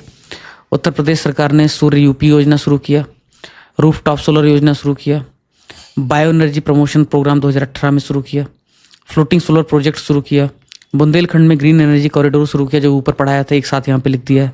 30,000 युवाओं को जो प्रशिक्षण देने की बात की ऊपर पढ़ाया एक साथ लिख दिया है। अयोध्या से शुरू होकर के 18 सोलर सिटी बनाया जाएगा, एक साथ यहाँ लिख दिया। ग्रीन हाइड्रोजन पॉलिसी 2024 जो भी नीचे हम पढ़ेंगे भी, यहाँ लिख दिया है। अडानी ने कहा है कि 14,000 करोड़ रुपए इन्वेस्ट करेंगे 1600 megawatt green field power generate करने के लिए उत्तर प्रदेश में। और कौन से एरिया में करेंगे, कौन से एरिया में करेंगे इसको? मिर्जापुर में? मिर्जापुर पूर्वांचल में आएगा या बुंदेलखंड में आएगा भाई? पूर्वांचल में सर। तो मिर्जापुर में ये लगाएंगे।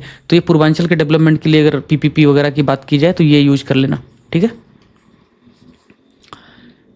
Solar energy 2022, solar energy policy 2022, उसकी क्या क्या टारगेट है? 26-27 तक 22,000 मेगावाट जो टारगेट है उसको अचीव करना है। और क्या करना है? बुंदेलखंड क्षेत्र में ग्रीन एनर्जी कॉरिडोर के माध्यम से 4,000 मेगावाट एक्स्ट्रा हम जनरेट करेंगे। और क्या करेंगे? स्टाम्प ड्यूटी पूरी तरीके से माफ कर देंगे, और इलेक्ट्रिसिटी जो ड्यूटी है अगले 10 सालों तक फ्री। 30,000 युवाओं को प्रशिक्षण, अयोध्या को सोलर मॉडल सिटी के रूप में डेवलप करना है। यही सब है बोल बचन। उसके बाद उत्तर प्रदेश की जो ग्रीन हाइड्रोजन पॉलिसी है वो, आपको याद है जब GS 3 और GS 6 हम साथ में पढ़ा रहे थे, उसमें एनर्जी वाला जो टॉपिक था उसमें इंडिया की ग्रीन एनर्जी जो पॉलिसी है, इंडिया की जो ग्रीन हाइड्रोजन पॉलिसी है, उत्तर प्रदेश की जो ग्रीन हाइड्रोजन पॉलिसी है, उसको मैंने कंपेयर कराया था, याद है? नहीं याद? देख लो, ये लाइव लेक्चर है, इसमें गए लाइव वीडियोज है, कॉम्प्रहेंसिव कंटेंट। कौन सा लेक्चर था वो? टॉपिक का नाम नहीं लिखा है क्या इसमें? लिखा तो था मैंने। ये देखो, इंफ्रा एनर्जी पोर्ट, ये वाला चैप्टर होगा, ठीक है।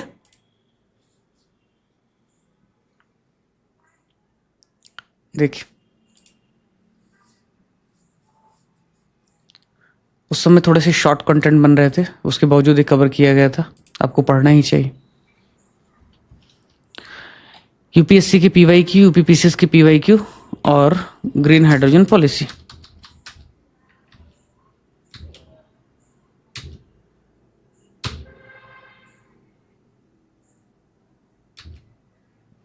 ये देखिए, उत्तर प्रदेश की ग्रीन हाइड्रोजन पॉलिसी 2024, ये टारगेट है, ठीक है। जबकि इंडिया का टारगेट क्या है?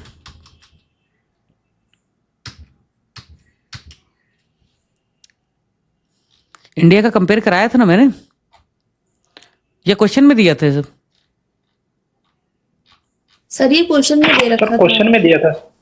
क्वेश्चन में दिया था सर आपने। इंडिया का टारगेट, MMT और 150 क्या टारगेट है इंडिया का?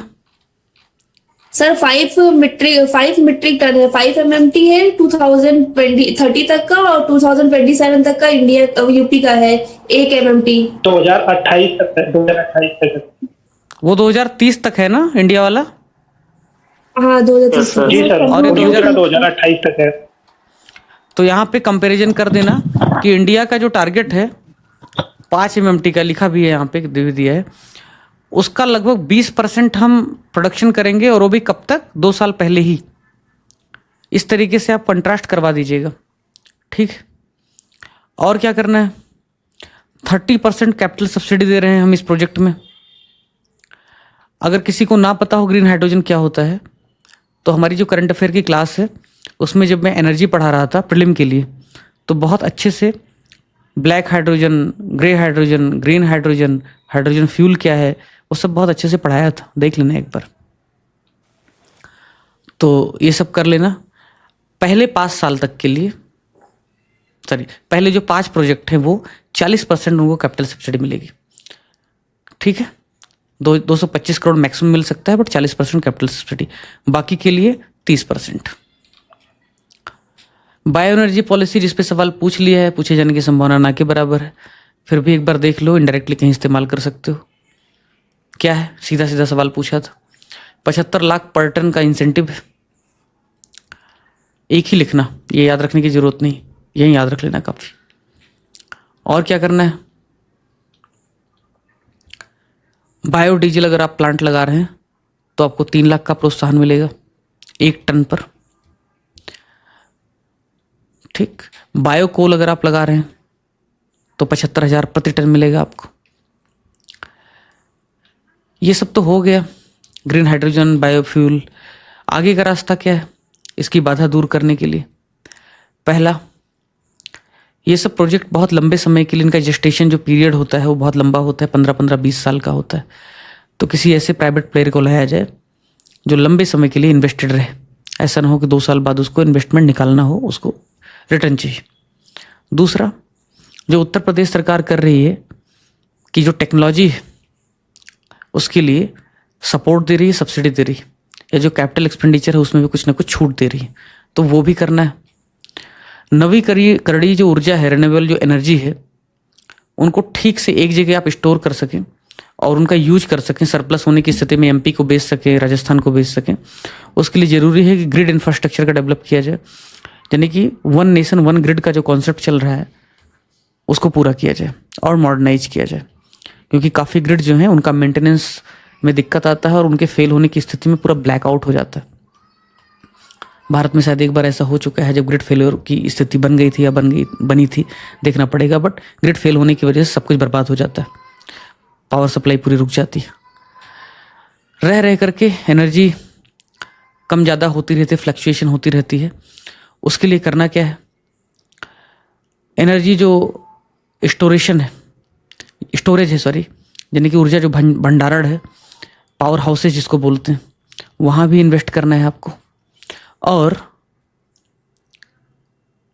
जो डेवलपमेंट इसका है, इसमें समय कम लगाने के लिए जितने भी प्रोजेक्ट हैं उनको सिंगल विंडो सिस्टम वगैरह के माध्यम से या स्ट्रीमलाइन करके इमीडिएट आप उनको अप्रूवल दीजिए, ठीक।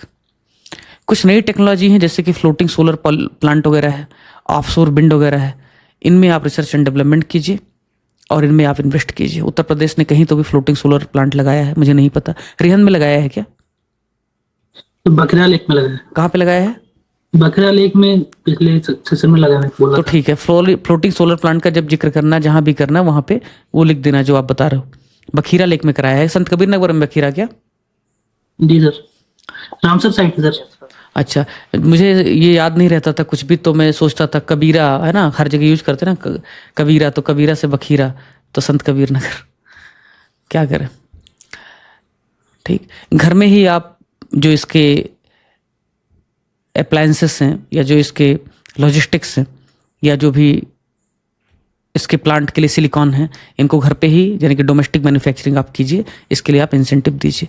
बहुत बड़ी लड़ाई होने वाली है WTO और जो वर्ल्ड ट्रेड है उसमें जो लिबरलाइजेशन हुआ है।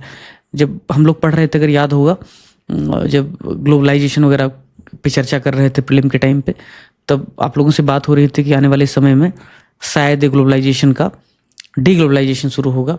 हाइपर ग्लोबलाइजेशन हमने देखा ही था, अब डी ग्लोबलाइजेशन शुरू होगा। WTO का अस्तित्व अब खत्म होने वाला है। ट्रंप अगर 4 साल में इसी रफ्तार में काम करते रहे तो शायद 4 साल बाद पूरी दुनिया आत्मनिर्भर भारत की जगह आत्मनिर्भर जर्मनी, आत्मनिर्भर चाइना करने लगेगी।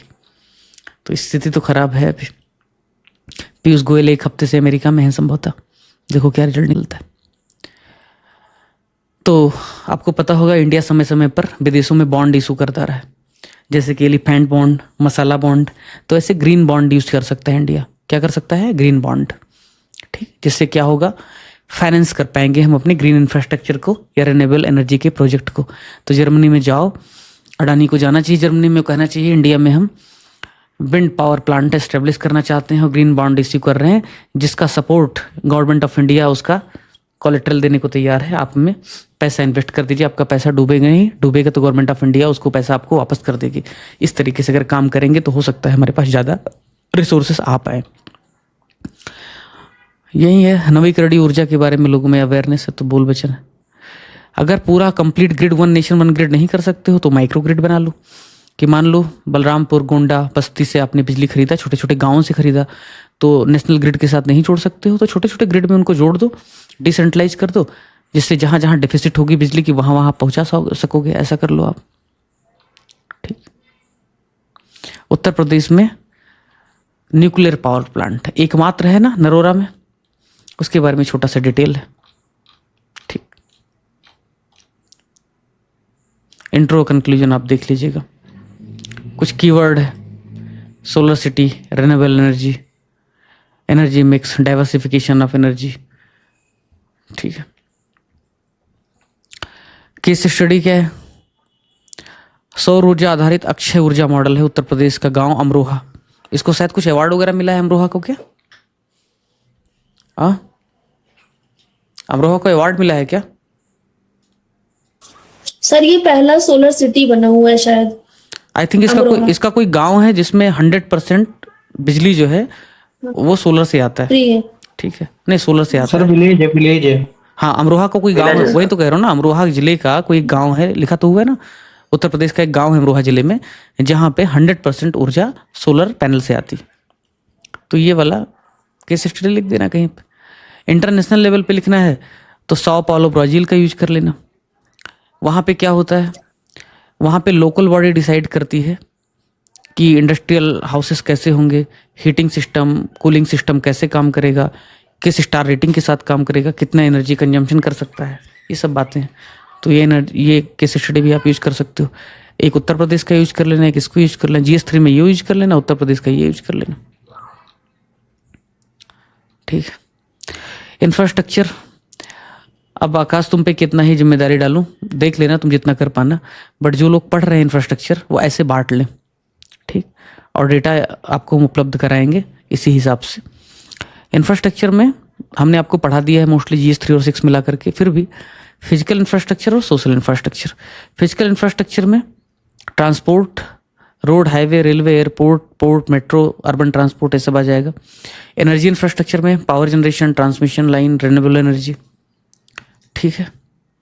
वाटर और सैनिटेशन का infrastructure, drinking water supply, sewage और waste water treatment, irrigation facilities. Communication infrastructure में दूरसंचार नेटवर्क, इंटरनेट और ब्रॉडबैंड की सुविधाएं। इंडस्ट्रियल और कमर्शियल इंफ्रास्ट्रक्चर में सेज है, कॉरिडोर्स हैं। सोशल इंफ्रास्ट्रक्चर में क्या आएगा? एजुकेशन है, school, college, university, skill development के सेंटर, ITI वगैरह। हेल्थ इंफ्रास्ट्रक्चर है, hospital, clinic, primary health centre, medical research institutions. Housing और urban infrastructure, affordable housing, smart cities, urban development, social welfare infrastructure. ये सब चीज़ें हैं। क्यों दे रहे हैं सब चीज़ें? इस तरीके से आप कैटेगराइज करके डेटा, इस तरीके से कैटेगराइज करके कोई इनके पॉइंट्स हैं, बजट में कोई प्रोविजन है तो वहाँ थोड़ा सा आप अपडेट कर लेना। नोट्स जब आपको मिलेगा तो जो भी डेटा इसके बारे में दिया जाएगा यहीं लिख लेना किनारे। और ये ऐसे ध्यान में रहेगा आपको। कल को सवाल ही पूछ ले सोशल इंफ्रास्ट्रक्चर के क्षेत्र में उत्तर प्रदेश सरकार क्या कर रही है, तो सोशल इंफ्रास्ट्रक्चर क्षेत्र जैसे ही नाम ले वैसे ही आपके दिमाग में यूनिवर्सिटी कॉलेज में क्या पैसा लगाया, कहाँ पे नया यूनिवर्सिटी खोल रहे हैं, हेल्थ इंफ्रास्ट्रक्चर में कितने मेडिकल कॉलेजेस हैं, प्राइमरी हेल्थ सेंटर कितने हैं, हाउसिंग एनवायरनमेंट में क्या कर रही है, ये सब आप तुरंत ध्यान में आपके आ जाना चाहिए। तो ऐसा कर लोगे तो पॉइंट जनरेट हो पाएंगे। ऐसा इसलिए पहले ये नहीं था, तो मैंने बोला कि थोड़ा सा इस तरीके से कैटेगराइज करो। समय ज़्यादा होता तो सारे पॉइंट्स उठा करके इसी तरीके से अपडेट करवा देते। ठीक है, अगर समय मिलेगा तो फिर से एक बार वापस लेके अपडेट करवा देंगे, नहीं मिलेगा तो काम चला लेना। फिजिकल और सोशल इंफ्रास्ट्रक्चर में जितनी भी स्कीम गवर्नमेंट की है, उत्तर प्रदेश सरकार के जो बजट में प्रोविजन है, मैंने बजट ओपन किया था कि एक बार समय मिले तो कर दूं। यूपी का बजट है, ये आपको दे ही दिया है, इसको आप यूज कर लेना। इसका अंग्रेजी वाला हमने सृष्टि नहीं शेयर किया है अब तक क्या? हाँ सर नहीं, अभी इंग्लिश वाले नहीं सर। ओके, कर लो। ठीक है,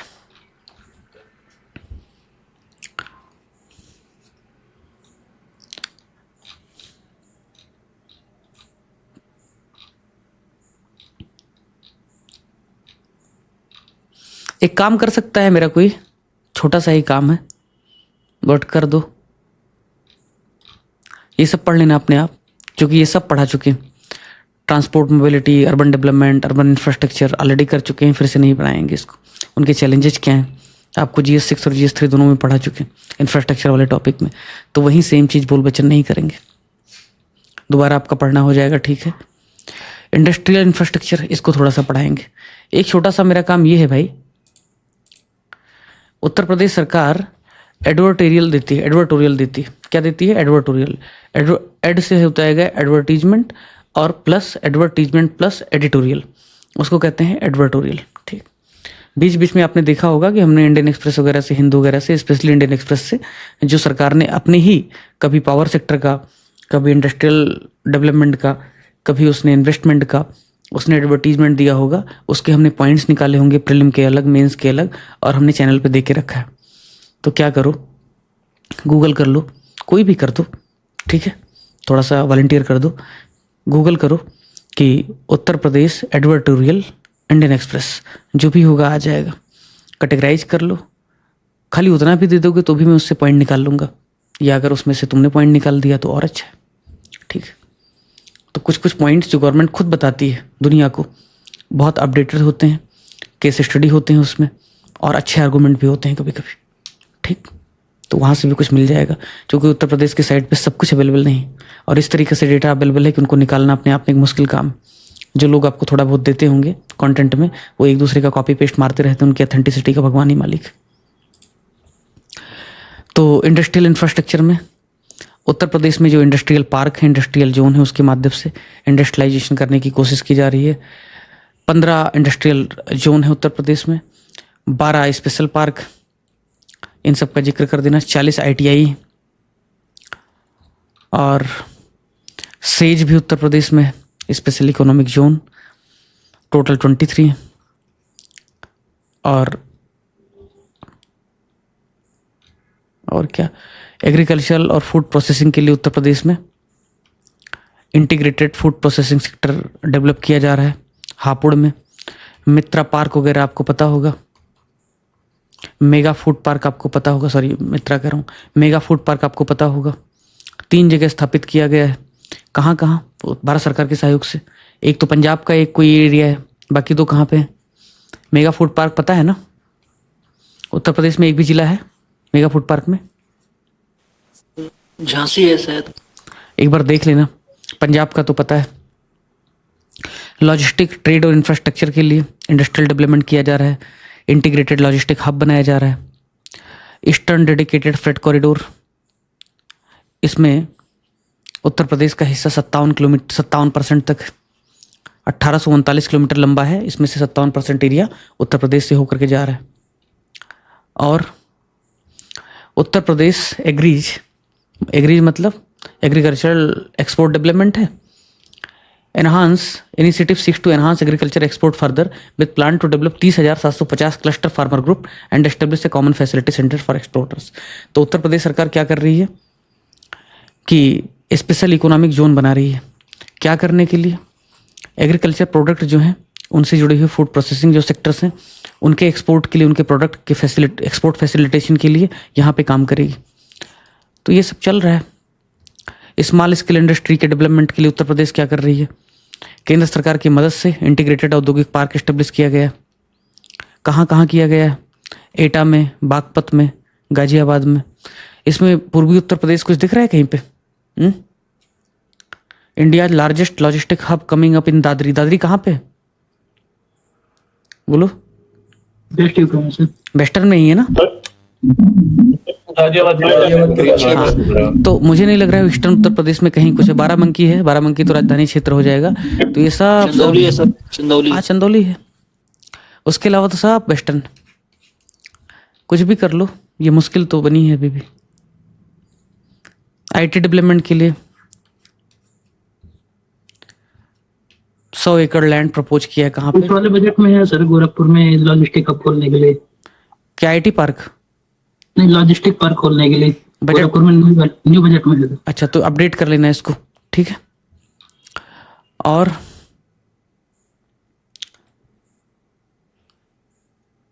जनवरी 2025 का खबर है, Uttar Pradesh set to become, मतलब उत्तर प्रदेश से रिलेटेड डेटा की इतनी प्रॉब्लम है ना कि साइट पे कुछ नहीं मिलता है, न्यूज़पेपर ढूंढते फिरो आप। Uttar Pradesh set to become Bharat top logistic hub with RS 1000 crore investment. Multi logistic park policy बनाया उत्तर प्रदेश ने साल 2024 में, ठीक है। क्या करने के लिए? इंफ्रास्ट्रक्चर को बेहतर किया जाएगा, सप्लाई चेन को मजबूत किया जाएगा, ग्लोबल कनेक्टिविटी में योगदान देना चाहिए, ग्लोबल कनेक्टिविटी इंश्योर करना है। उत्तर प्रदेश इंडिया का लार्जेस्ट लॉजिस्टिक हब बना रहा है 1000 करोड़ रुपए के इन्वेस्टमेंट के साथ, ठीक है। और क्या कर रहा है Uttar Pradesh? Multi model logistic park establish कर रहा है। कहाँ पे कर रहा है?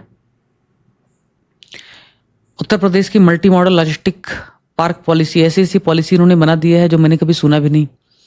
32 पॉलिसी हैं टोटल, ठीक है। 4-5 तो मैंने पढ़ा है, लेकिन बाकी तो पढ़ने में लगता है चाहिए बना दिया क्या इन्होंने। तो ध्यान रखो, उन्होंने अगर इतना बना दिया है तो वो पूछ सकते हैं मजे लेने के लिए। तो Uttar Pradesh multi model logistic park policy 2024 ही अगर पूछ ले तो जरूरी नहीं सारा डेटा आपको पता होना चाहिए। बस आपको ये पता होना चाहिए कि मल्टी मॉडल लॉजिस्टिक क्या होता है, उसमें क्या क्या काम होते हैं। अगर ये पता है तो वही प्रोविजन आप उठा के डाल दोगे।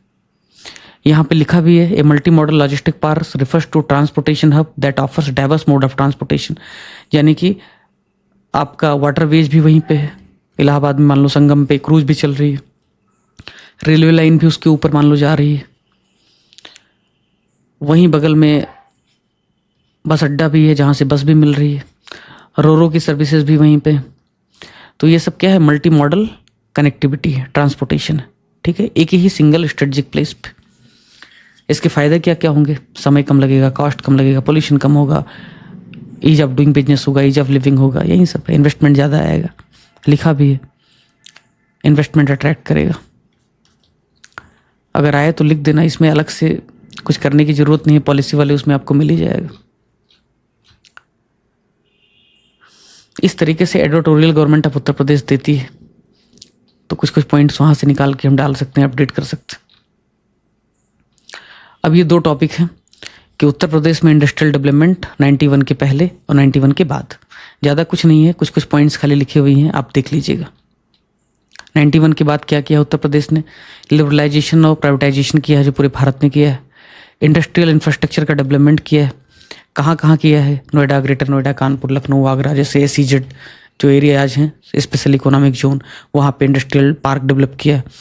इंफॉर्मेशन कम्युनिकेशन टेक्नोलॉजी का काफ़ी यूज किया है, काफ़ी डेवलप किया है। लखनऊ में है, नोएडा में सॉफ्टवेयर टेक्नोलॉजी पार्क एस्टेब्लिश किए गए, ठीक है।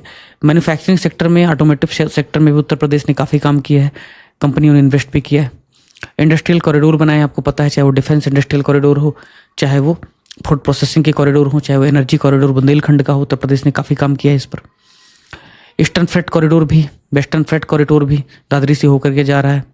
स्किल डेवलपमेंट के लिए ITIs की स्थापना की है। इन्वेस्टमेंट के लिए, प्रमोशन के लिए काफ़ी उत्तर प्रदेश ने काम किया है। 32-35 लाख करोड़ 2023 में MOU मिला था, 40 लाख करोड़ रुपए 2024 में मिला है। रिन्यूएबल एनर्जी के लिए उत्तर प्रदेश ने विंड, सोलर जैसी पॉलिसीज़ बनाई हैं और उनको हार्नेस करने के लिए, अचीव करने के लिए टारगेट सेट किए हैं। वहाँ पे इन्वेस्टमेंट लाने के लिए कैपिटल सब्सिडी, कैपिटल सबवेंशन देने की, इंटरेस्ट सबवेंशन देने की शुरुआत की, स्टाम्प ड्यूटी में छूट देना शुरू किया है, सूर्य मित्र जैसे स्किल डेवलपमेंट कार्यक्रम शुरू किए हैं, सोलर सिटी जैसे मॉडल शुरू किए हैं। यही सब लिखना है। छोटा कुछ कुछ 2-2, 4-4 पॉइंट भी अगर पता रहे आपको तो भी काम हो जाएगा। स्कीम उत्तर प्रदेश की इंडस्ट्रियल डेवलपमेंट स्कीम 2020, यूपी की वेयर हाउसिंग और logistic policy 2020, one district one product 2018, leather park scheme, rural industrialisation scheme, MSME grant scheme, यही सब है। कुछ पॉलिसीज देख लो।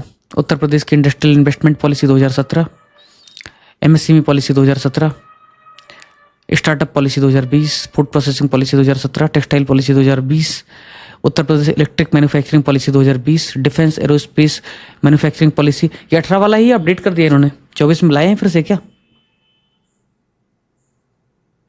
24 में लाए हैं कोई पॉलिसी? सर अभी लाया नहीं है, लाने का सोच रहे हैं। यार अपडेट कर लेना अगर आ जाए एग्जाम के पहले तो, नहीं तो मैं ही दे दूंगा अपडेटेड लेक्चर में। Refer to major policies of Uttar Pradesh government made by एड मैत्रेया। तो जो पॉलिसी वाला हमने डॉक्यूमेंट बनाया है उसमें कुछ कुछ काम बाकी है, एक जगह पे आपको सारी पॉलिसी मिल जाएगी। अच्छा है थोड़ा सा डिले हो जाएगा, क्या पता 2-4 नई पॉलिसी आ ही जाए। ठीक, उत्तर प्रदेश के लिए इंडस्ट्रियल डेवलपमेंट के औद्योगिक विकास का क्या महत्व है? इकोनॉमिक ग्रोथ होगा, ज़्यादा फॉरेन इन्वेस्टमेंट मिलेगा अगर इंडस्ट्री ज़्यादा अच्छी रहेगी तो। और क्या होगा? फॉरेन करेंसी मिलेगी, एक्सपोर्ट ज़्यादा होगा, इकोनॉमी की डाइवर्सिफिकेशन होगा, सिर्फ एग्रीकल्चर पे ही सारे लोग नहीं टिके रहेंगे, रोजगार मिलेगा सबको, इनोवेशन और टेक्नोलॉजिकल एडवांसमेंट होगा। चैलेंजेस बहुत हैं, बेसिक इंफ्रास्ट्रक्चर नहीं है उत्तर प्रदेश में उस लेवल पे, 2-4 सड़कें हो गई, एक्सप्रेस वे हो गए, इससे इंफ्रास्ट्रक्चर नहीं अच्छा हो जाता है, इसलिए इन्वेस्टमेंट कम हो रहा है। लैंड एक्विजिशन की प्रॉब्लम अब भी है, ब्यूरोक्रेटिक रेड टेप है, ब्यूरोक्रेसी सबसे बड़ी प्रॉब्लम बनी हुई है पूरे भारत में। और एनवायरमेंटल कंसिक्वेंसेस, पर्यावरण पे भी दबाव काफ़ी है। कंपटीशन बहुत है अदर स्टेट से, आपको पता ही है, गुजरात, महाराष्ट्र, कर्नाटका, तमिलनाडु, दिल्ली जैसे स्टेट और यूटीज के साथ हमें इन्वेस्टमेंट में compete करना पड़ता है। उनके पास वर्ल्ड क्लास इंफ्रास्ट्रक्चर है, गिफ्ट सिटी बना देते हैं गुजरात में जाके, हमारे पास उस लेवल का इंफ्रास्ट्रक्चर नहीं है, उस लेवल की हमारी पॉलिसी भी नहीं है, उस तरीके से हम उनको सब्सिडी भी नहीं दे सकते। तो ये बहुत बड़ा चैलेंज है। स्ट्रेटजीज क्या हो सकती हैं जिससे कि औद्योगिकरण और बेहतर हो जाए उत्तर प्रदेश में? तो state of the art infrastructure develop करो, जैसे आपने नोएडा में किया है, जैसे आपने गाजियाबाद में किया है। स्किल डेवलपमेंट और कैपेसिटी बिल्डिंग करो लेबर की, और इनोवेशन और टेक्नोलॉजी सपोर्ट भी दो। लैंड एक्विजिशन की प्रोसेस ठीक से करो, लैंड पूल कर सकते हो, इसके लिए एग्जांपल आप दे देना, पहले से ही एक्विजिशन करके रखो जहाँ पे फैक्ट्रियाँ लगवानी है आपको। जैसे इंडस्ट्री आई वैसे आपने बोल दिया चलो भाई पूर्वांचल में, यहाँ पे गोंडा में आप लगा दो, तो उनको समय कम लगेगा। रेड टेपिज्म और ब्यूरोक्रेटिक अप्रोच को हटाने के लिए निवेश सारथी पोर्टल जैसे सिंगल विंडो क्लियरेंस सिस्टम को आप यूज करो। यही सब है। इंट्रोडक्शन कंक्लूजन यहाँ से देख लेना, केस स्टडी है और कीवर्ड्स। एक टर्म है डीप इंडस्ट्रियलाइजेशन। डीप इंडस्ट्रियलाइजेशन जैसे टर्म को आप यूज करना। क्या होता है डीप इंडस्ट्रियलाइजेशन? मतलब हैवी इंडस्ट्रियलाइजेशन। और वो हैवी इंडस्ट्रियलाइजेशन ऐसे नहीं किसी एक पर्टिकुलर टाइप की इंडस्ट्री आपने लगा दी। इंडस्ट्रियल रेवोल्यूशन 4.0 टाइप की चीज़ें कि आपके हर सेक्टर में हर तरीके से इंडस्ट्री आपके पास हो, डाइवर्सिफिकेशन भी हो, उसकी जो इंटेंसिटी है वो भी ज़्यादा हो और उनका प्रेजेंस भी ठीक ठाक हो। ठीक है। कुछ समितियां हैं, कुछ कमिटीज़ हैं। एमएसएमई के लिए यूके सिन्हा कमेटी है, स्पेशल इकोनॉमिक जोन के लिए बाबा कल्याणी कमेटी है, इनोवेशन और एंटरप्रेन्योरशिप के लिए तरुण खन्ना कमेटी है। इनका जिक्र कर देना आप जब सलाह देनी हो या कंक्लूजन में कुछ लिखना हो कि इनको फॉलो किया जाए, इनकी सलाहों को माना जाए, जिससे इंडस्ट्रियलाइजेशन और बेहतर हो पाएगा। ये क्वेश्चन है। गहन औद्योगिकरण या डीप इंडस्ट्रियलाइजेशन प्राप्त करने में यूपी के सामने आने वाली प्रमुख चुनौतियों पर चर्चा करें। उपयुक्त नीतिगत हस्तक्षेपों के साथ इन चुनौतियों का समाधान करने के लिए रोड मैप सुझाएं। मतलब उत्तर प्रदेश में डीप इंडस्ट्रियलाइजेशन मतलब गहन औद्योगिकरण, यानी कि ज़्यादा से ज़्यादा इंडस्ट्री उत्तर प्रदेश में आए, इसके लिए क्या क्या चुनौती है। तो डायमेंशन नंबर 1, क्या क्या पॉलिसी, क्या क्या इंटरवेंशन हो सकता है, क्या क्या प्रयास किए जा सकते हैं ताकि इन चुनौतियों को सॉल्व कर सकें। डायमेंशन नंबर 2, 8 नंबर का सवाल है। अगर इसको मैं ठीक से समझाऊं तो उत्तर प्रदेश में इंडस्ट्रियलाइजेशन नहीं हो पाया है डीप इंडस्ट्रियलाइजेशन, बहुत दूर की बात। क्यों नहीं हो पाया है, उसके कारण बताने हैं। उनको चुनौतियों को या उन प्रॉब्लम को दूर करने के लिए क्या क्या पॉलिसी सपोर्ट, क्या क्या पॉलिसी मेजर्स लिए जा सकते हैं, क्या क्या उपाय सुझाए जा सकते हैं, उनको बताना है। 2 ही डायमेंशन है। तो सबसे पहले जरूरी है कि आप इंट्रोडक्शन में ही कोई डेटा दे दो या इंट्रोडक्शन में ही बता दो कि उत्तर प्रदेश में आज भी रीजनल डिस्पैरिटी है, आज भी इंडस्ट्री का डाइवर्सिफिकेशन नहीं है, आज भी उत्तर प्रदेश में इंडस्ट्रियल इकोसिस्टम बहुत अच्छा नहीं है। इस तरीके से आप बता सकते हो। बाद में बताओ क्या क्या चैलेंजेस हैं और क्यों हैं। फिर उनका जो सोल्यूशन है, जो भी उनके पॉलिसी मेजर्स हैं, जो भी एफर्ट्स हैं जो लिए जा सकते हैं, उनको बताना है। कुछ कमेटी का जो जिक्र कर देना, यूके सिन्हा कमेटी है, बाबा कल्याणी कमेटी है, इन्हीं में से किसी का एक जिक्र कर देना, आपका आंसर मुकम्मल हो जाएगा। कितना मिनट समय दूँ? 10 मिनट काफ़ी इसको लिखने के लिए। आपके पास जो भी प्रॉब्लम है इंफ्रास्ट्रक्चर से लेकर के इंडस्ट्री तक, GS3 से लेकर के GS6 तक आपने पढ़ा हुआ है, अलग से कुछ नहीं करना है। ब्रेन स्टॉर्मिंग करनी है, स्टेक होल्डर अप्रोच सोचना है कि इंडस्ट्री अगर किसी स्टेट में नहीं है तो क्यों नहीं है, वहाँ पे इन्वेस्टमेंट पहले से नहीं हुआ होगा, इंफ्रास्ट्रक्चर नहीं हुआ होगा, स्किल डेवलपमेंट नहीं हुआ होगा, पॉलिसी अच्छी नहीं होगी, रेप टेपिज्म होगा, ब्यूरोक्रेटिक डिलेज होंगे, लैंड एक्विजिशन की प्रॉब्लम होगी, वहाँ की जनता विद्रोह कर देती होगी, 50 प्रॉब्लम्स, ठीक है, सपोर्ट नहीं मिल पाता होगा। तो ये सब प्रॉब्लम देखना, क्या किया जा सकता है, इसी को पलट दो। कुछ गवर्नमेंट के एफर्ट लिखना चाहो तो लिख दो, कोई केस स्टडी लिखना चाहो तो लिख दो। 10 मिनट में लिख लोगे सारे आंसर? दे दूं 10 मिनट? 10 मिनट ठीक है? आप सो के भाग, ठीक है 10 मिनट दे रहा हूँ, सो मत जाना। 53 लोग दिख रहे हो, सारे लोगों को लिखना है पेन पेपर लेकर के और वहां पे सबमिट करना है डिस्कशन ग्रुप में कॉपी, ठीक? पढ़ लो। चलिए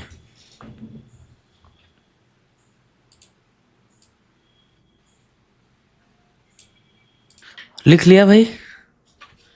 हो गया सबका? लिखा? कॉपी क्यों नहीं आता है? अगर 40-45 लोग लिख रहे हो, कॉपी क्यों नहीं सबमिट करते हो तुम लोग?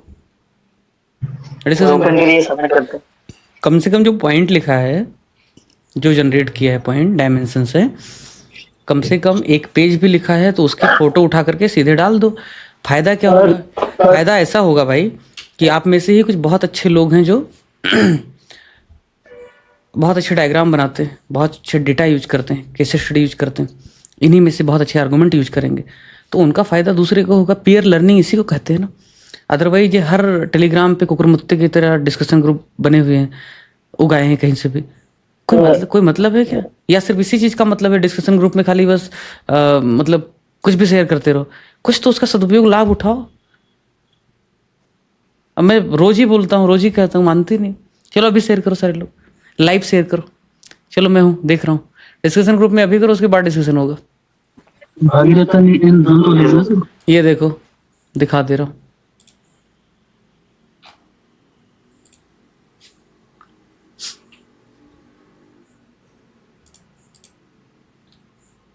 जी दिख रहा है? देखो लोग शेयर कर रहे हैं। भागीरथ और इंद्रधनुष का डिस्कशन। बोलिए सर। मेरी राइटिंग बहुत बुरी है और मैंने पहली बार ही लिखा होगा, मतलब ऐसा आंसर मैंने बस ब्रेनस्टॉर्मिंग करी है। तो अपना नाम बहुत ज्यादा खराब हो सकते हैं। अपना नाम मत लिखो।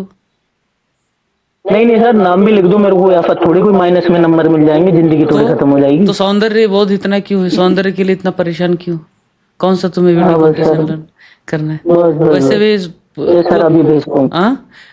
तुम वैसे भी तुम्हारा नाम शिवम है, सुंदरम तो है नहीं, तो कोई दिक्कत नहीं, कर दो, ठीक है? वो तो मैं सुंदरम भी, वो कोई दिक्कत नहीं, मैं भेजता हूँ। कर दो, बाकी लोग भी करो। आज कम से कम 40 कॉपियां दिखनी चाहिए आप, 5 लोगों को माफी। अब बताओ आर्गुमेंट।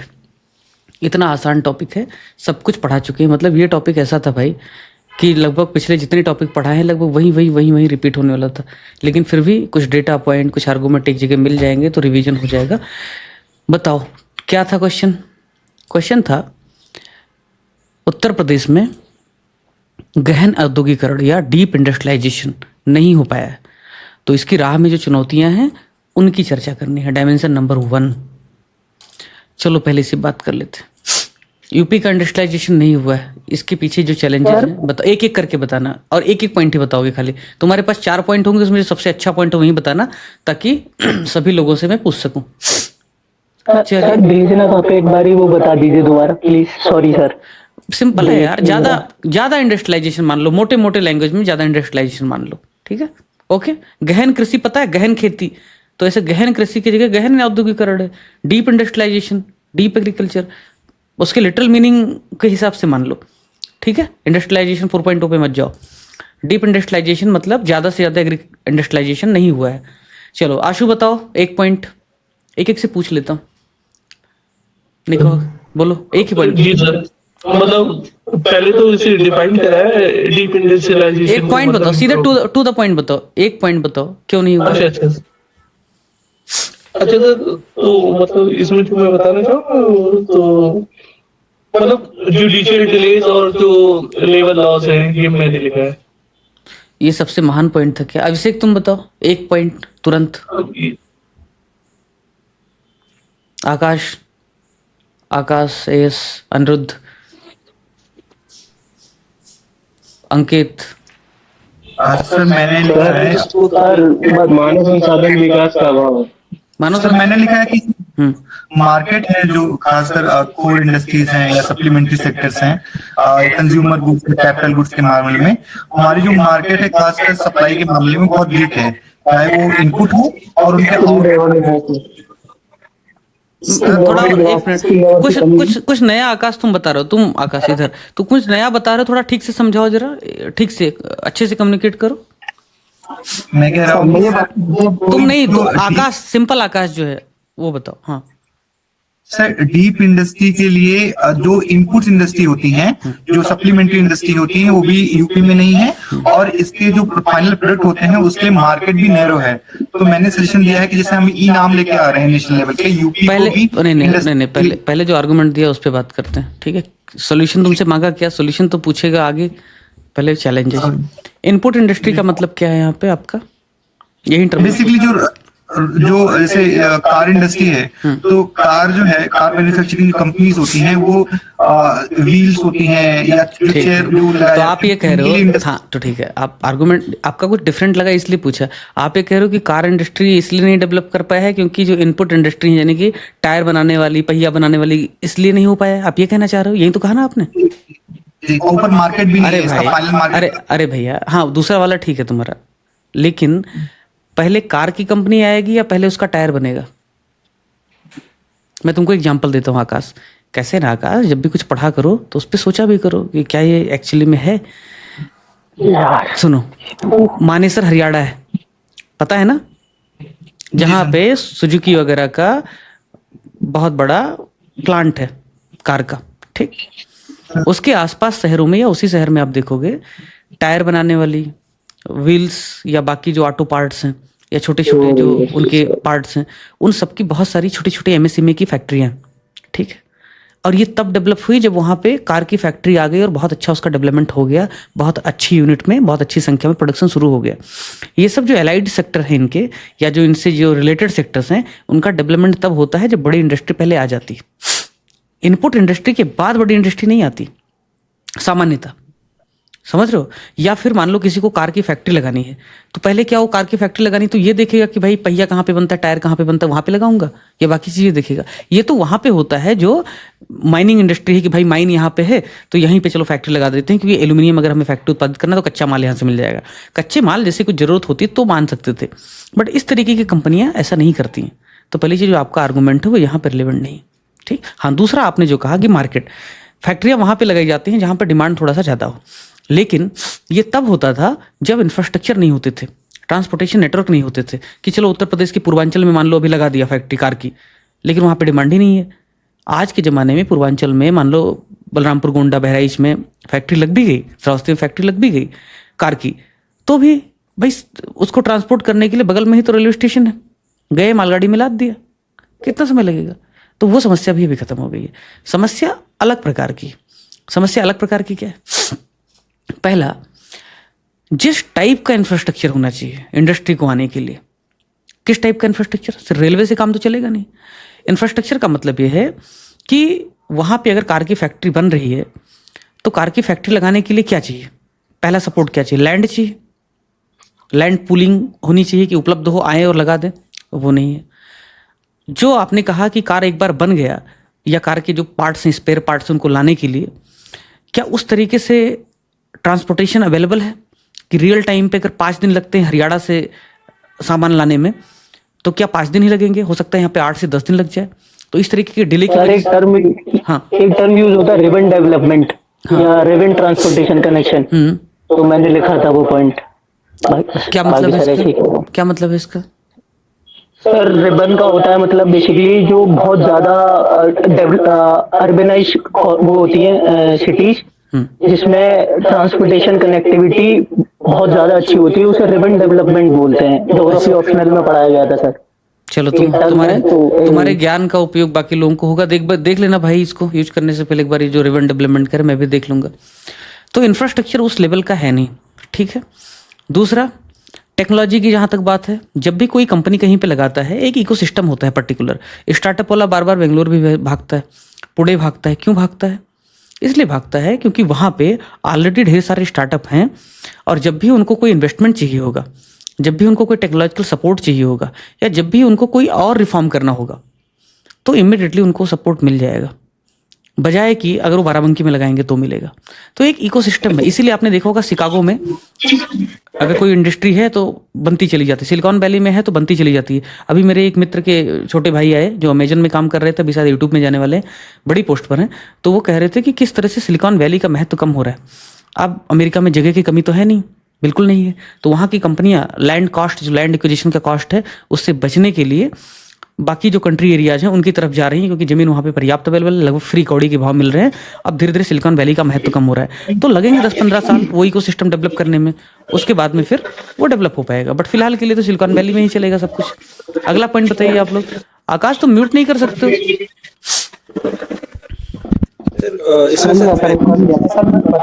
हाँ बोलो। सर बता रहा था कि किसी कंपनी का लगाने के लिए तो फंड चाहिए होगा सर, लैंड चाहिए होगा और लेबर चाहिए होगा। आवाज साफ नहीं है, आवाज साफ नहीं आ रही है आपकी। चलो संतोष आप बताओ, आवाज आकाश साफ नहीं आ रही है आपकी। बोलो संतोष। बड़ी समस्या तो भूमि अधिग्रहण की है, जैसे गंगा एक्सप्रेसवे है, जेवर एयरपोर्ट जो बन रहा था वो, और जो टाटा नैनो प्लांट जो यूपी में स्टेब्लिश होने वाला था, तो इसमें सर भूमि अधिग्रहण सबसे बड़ी समस्या है। सबसे बड़ी समस्या नहीं है संतोष, सबसे बड़ी समस्या नहीं है, एक समस्या है।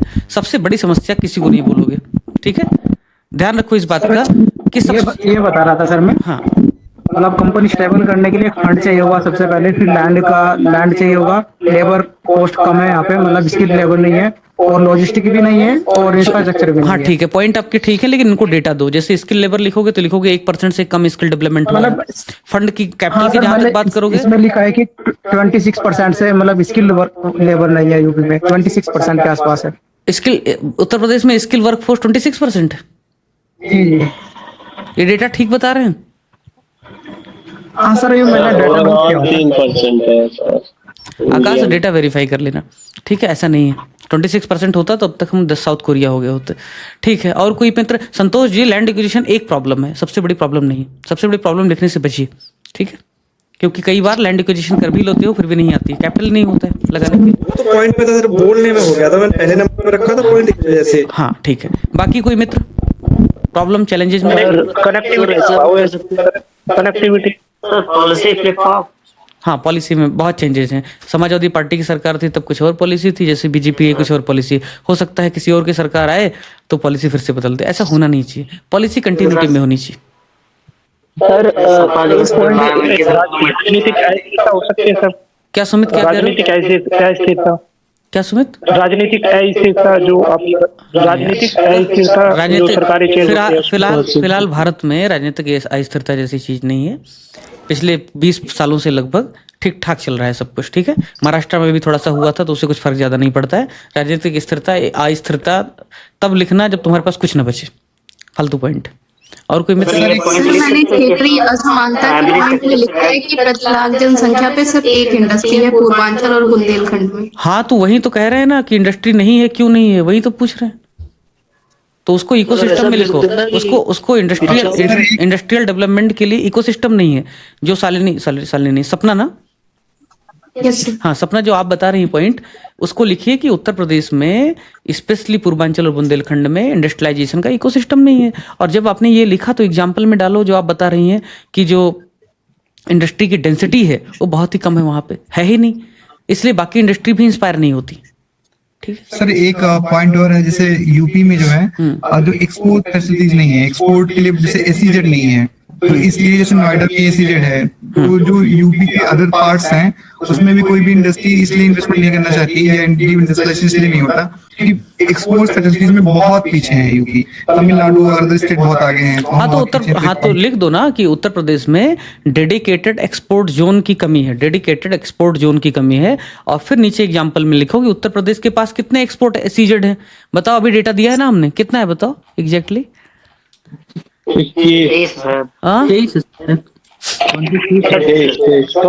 और बाकी दुनिया के पास कितना है?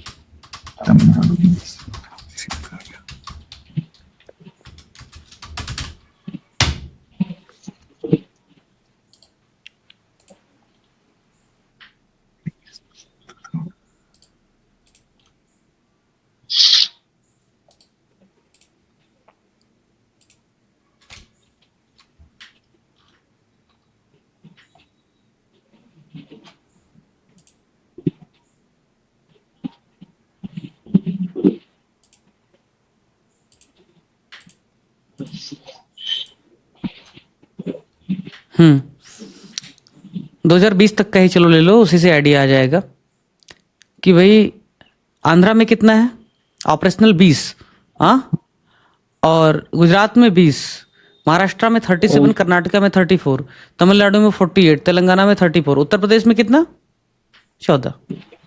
जबकि उत्तर प्रदेश, हाँ, अगर 2020 तक का भी डेटा पकड़ लो तो काफी कम है, लगभग तमिलनाडु की तुलना में 3 गुना कम है, 1/3 ही है खाली। समझ रहे हो? तो ये डेटा आप यूज कर सकते हो।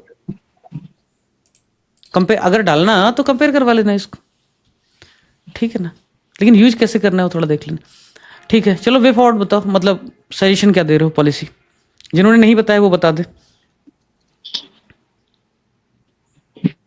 अरे एक मिनट, पहले श्रेष्ठा का ये जो लैक ऑफ वाटर रिसोर्स, श्रेष्ठा वाटर रिसोर्स कहीं नहीं है बुंदेलखंड में, तो IT इंडस्ट्री लगाने के लिए कितना पानी चाहिए बताओ, कितना पानी चाहिए? नॉलेज पार्क एस्टेब्लिश करने के लिए कितना पानी चाहिए? और जितना पानी चाहिए क्या उतना वो वाटर सेट डेवलपमेंट प्रोग्राम या रेन वाटर हार्वेस्टिंग के माध्यम से नहीं कर सकते इकट्ठा? ये जो एक्सक्यूज है बहुत बहुत लेमैन एक्सक्यूज है, ठीक है। हाँ चलो सजेशन बताओ, वे फॉरवर्ड बताओ। निवेशक समिट आयोजित किया जाए। बाद में रखो यार, इन्वेस्टर समिट हवाबाजी ज्यादा होती है। इन्वेस्टर समिट हवा बनाने के लिए ज्यादा होता है, एक्चुअली में उसका बहुत भाव ज्यादा होता नहीं है। क्योंकि जिसको इन्वेस्ट करना, एक बात बताऊं मैं तुमको भाई, चलो एक एग्जांपल देता हूँ, बहुत प्रैक्टिकल एग्जांपल। जिसको एडमिशन लेना होगा एक बार कंटेंट देखेगा, कोई भी लेक्चर देखेगा, किसी एक मित्र से राय ले लेगा, एडमिशन ले लेगा, ठीक। मैंने ये अपना अनुभव पाया है कि जिसको एडमिशन लेना होता है वो एक ही कंटेंट या एक ही वीडियो से समझ में आ जाता है कि बंदा कैसा है, ठीक। जिसको नहीं लेना होता है उसके लिए तुम जो अपना पैम्पलेट है, इसीलिए मैं कोशिश करता हूँ कि उसको बहुत ज़्यादा ना डाला जाए चैनल पे, उस पैम्पलेट को आप 1 नहीं 100 बार दिखाओ, वो नहीं लेगा क्योंकि उसका ट्रस्ट ही नहीं। अरे सुन ना भाई, उसके लिए नहीं कह रहा हूँ मैं, ये सुन ना, एग्जाम्पल दे रहा हूँ मैं, एग्जाम्पल दे रहा हूँ। जिसको इन्वेस्ट करना होगा उत्तर प्रदेश में वो इन्वेस्ट कर देगा क्योंकि उसको पता है उत्तर प्रदेश का फ्यूचर है। उत्तर प्रदेश में 25 करोड़ पॉपुलेशन है, इतना pool of skilled human resource है, उत्तर प्रदेश का जलवा है आने वाले 50 सालों तक, वो कर देगा। जिसको नहीं करना है ना वो जाएगा चेन्नई में ही करेगा, समझ रहे हो, गुजरात में ही करेगा, कभी इधर नहीं आएगा। बहुत बेसिक बात बता रहा हूँ तुमको, ऐसे ही होता है, कितना भी कर लो नहीं आएगा, ठीक है। एलन मस्क भारत में नहीं आ रहा है, उसको नहीं आना था, ठीक है। अभी उसने सब कुछ कहा, ये छोड़ो, ये टैरिफ कम करो, इतना करो, तो मन बना रहा है, अदरवाइज नहीं आना था इसलिए नहीं आया। जबकि चाइना में खुद जाके भीख मांग रहा है कि भाई करवा लो करवा लो करवा लो। ये दुनिया ऐसे ही काम करती है, ठीक है। तो इसलिए इन्वेस्टर जो सबमिट होते हैं ना वो हवा बनाने के लिए होते हैं, रियलिटी में उससे ज्यादा अंतर पड़ता नहीं, और ये जानते हैं लोग, इकोनॉमिस्ट। हाँ चलो अगला पॉइंट, सिंगल विंडो क्लियरेंस है सर, ब्यूरोक्रेसी मुद्दों पे निपटान। इन्वेस्टमेंट, हाँ, इन्वेस्टमेंट को फैसिलिटेट नहीं किया जा रहा है तो उसको फैसिलिटेट करो, सिंगल विंडो सिस्टम बनाओ, ठीक है, निवेश पोर्टल बनाओ। और क्या दूसरा सजेशन कोई मित्र? सर जैसा आप बताए थे भूमि अधिग्रहण पहले से करके, हाँ, लैंड एक्विजिशन का पूलिंग कर लो यार, पूल कर लो, पहले ही पूल कर लो, और ऐसा कई स्टेट कर रहे हैं, तमिलनाडु वगैरह कर रहे हैं, अच्छा पॉइंट है। और कोई? फोकस ऑन सनराइज सेक्टर और जो स्ट्रेंथ सेक्टर है, जैसे लेदर लेदर लेदर प्रोसेसिंग है यूपी में, जो अपनी स्ट्रेंथ है उस पे फोकस करना। ये एक बहुत अच्छा पॉइंट है। दो अलग अलग पॉइंट बनाओ। एक तो सनराइज सेक्टर का इस्तेमाल करो कि सनराइज इंडस्ट्रीज को ज़्यादा बढ़ावा दिया जाना चाहिए, फुटलूज इंडस्ट्री को ज़्यादा बढ़ावा दिया जाना चाहिए। इसको छोड़ करके ट्रेडिशनल जो इंडस्ट्रियल सेक्टर है जिसमें उत्तर प्रदेश का एज है उनको प्रमोट करो। एक तो ट्रेडिशनल जो सेक्टर हैं जिसमें उत्तर प्रदेश का एज है उनको प्रमोट करो, और उसमें लिखो कि जो लोकल प्रोडक्ट्स हैं जिसमें हमें एक्सपर्टीज है, जीआई टैग वगैरह मिला है, ओडीओपी है, उनको ज़्यादा प्रमोट करना है। फिर उत्तर प्रदेश एक एग्रेरियन इकोनॉमी वाला स्टेट है, इसलिए जो फूड प्रोसेसिंग इंडस्ट्री है उसको ज़्यादा आप प्रमोट करो। ठीक है, आप उत्तर प्रदेश में नॉलेज पार्क बड़े बड़े बनाओगे, कितने लोगों को रोजगार दोगे तुम? नॉलेज पार्क बनाओगे, कितने बीटेक वाले नौकरी करेंगे? आधे आएंगे बाहर से, आधे आएंगे बड़े बड़े शहरों के। लेकिन अगर आपने उत्तर प्रदेश में बड़ा मेगा फूड पार्क आपने बना दिया तो हो सकता है कि बलरामपुर, बहराइच, गोंडा और बस्ती के लोगों को भी रोजगार मिल जाए। हाँ बोलो आशु।